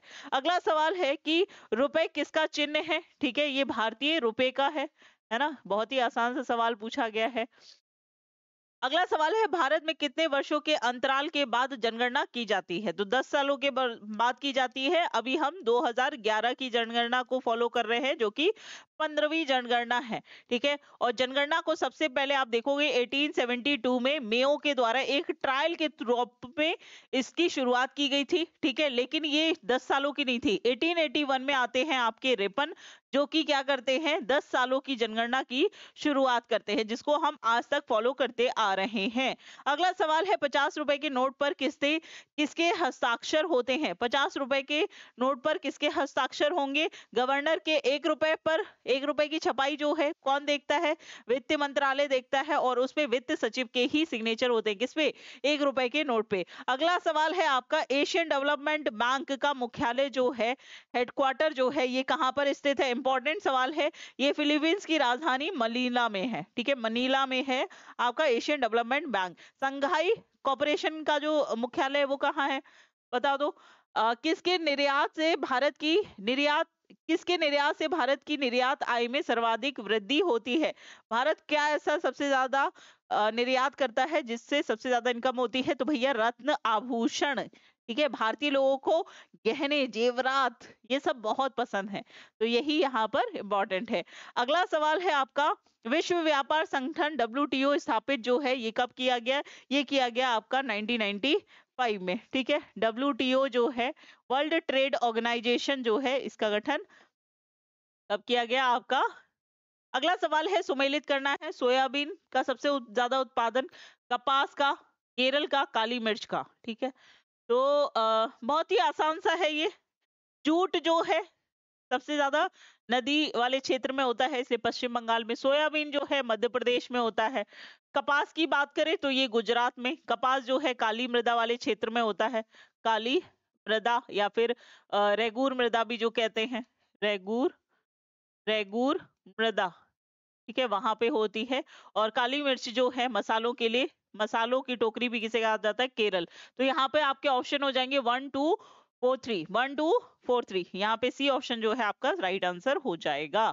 ठीक है, चलिए, तो ये थे आपके अभी तक के सारे हमने आज भारतीय अर्थव्यवस्था से संबंधित जितने भी फैक्ट्स से जो संभावित सवाल आपके बन सकते हैं उन सभी को देखा है, और साथ ही के साथ प्रीवियस ईयर के क्वेश्चंस को भी देखा है। उम्मीद करती हूँ जो मैं आपको करा रही हूँ साथ के साथ आप लोग भी प्रैक्टिस अच्छे से कर रहे होंगे, और मैं चाहती हूँ कि जो भी इस बार आप लोग पेपर जो लोग देने जा रहे हैं उनका वर्दी का सपना जो है जरूर पूरा हो। तो उसके लिए कड़ी मेहनत जो है जरूरी है। मैं आपके साथ सहयोग के लिए खड़ी हुई हूँ, लेकिन आपको मुझसे कहीं ज्यादा मेहनत जो है आपको करनी होगी, क्योंकि मैं आपको डिजिटल रूप में जितना प्रोवाइड करा सकती हूँ उतना करा रही हूँ, लेकिन आपकी जो फिजिकल और मेंटल स्ट्रेंथ है वही आपको आगे लेकर जाएगी। तो उसके लिए जरूरी है कि अच्छा खाइए, अच्छा एटमॉस्फेयर रखिए अपने आसपास, शांत दिमाग रखिए, और फोकस रहिए कि आपको पढ़ना है, और शांत दिमाग से, और कोशिश करिए मेडिटेशन करिए, है ना, हेल्दी रहिए, अच्छा खाना खाइए, बहुत ज्यादा अ, ठंडी का टाइम है तो हेल्थ का ख्याल रखिए, स्वस्थ रहिए। तो इसी के साथ आज की क्लास को हम लोग यहीं तक रखते हैं। कल मिलूंगी एक नए चैप्टर के साथ, तब तक अपना ख्याल रखिए। Thank you so much, take care, bye bye.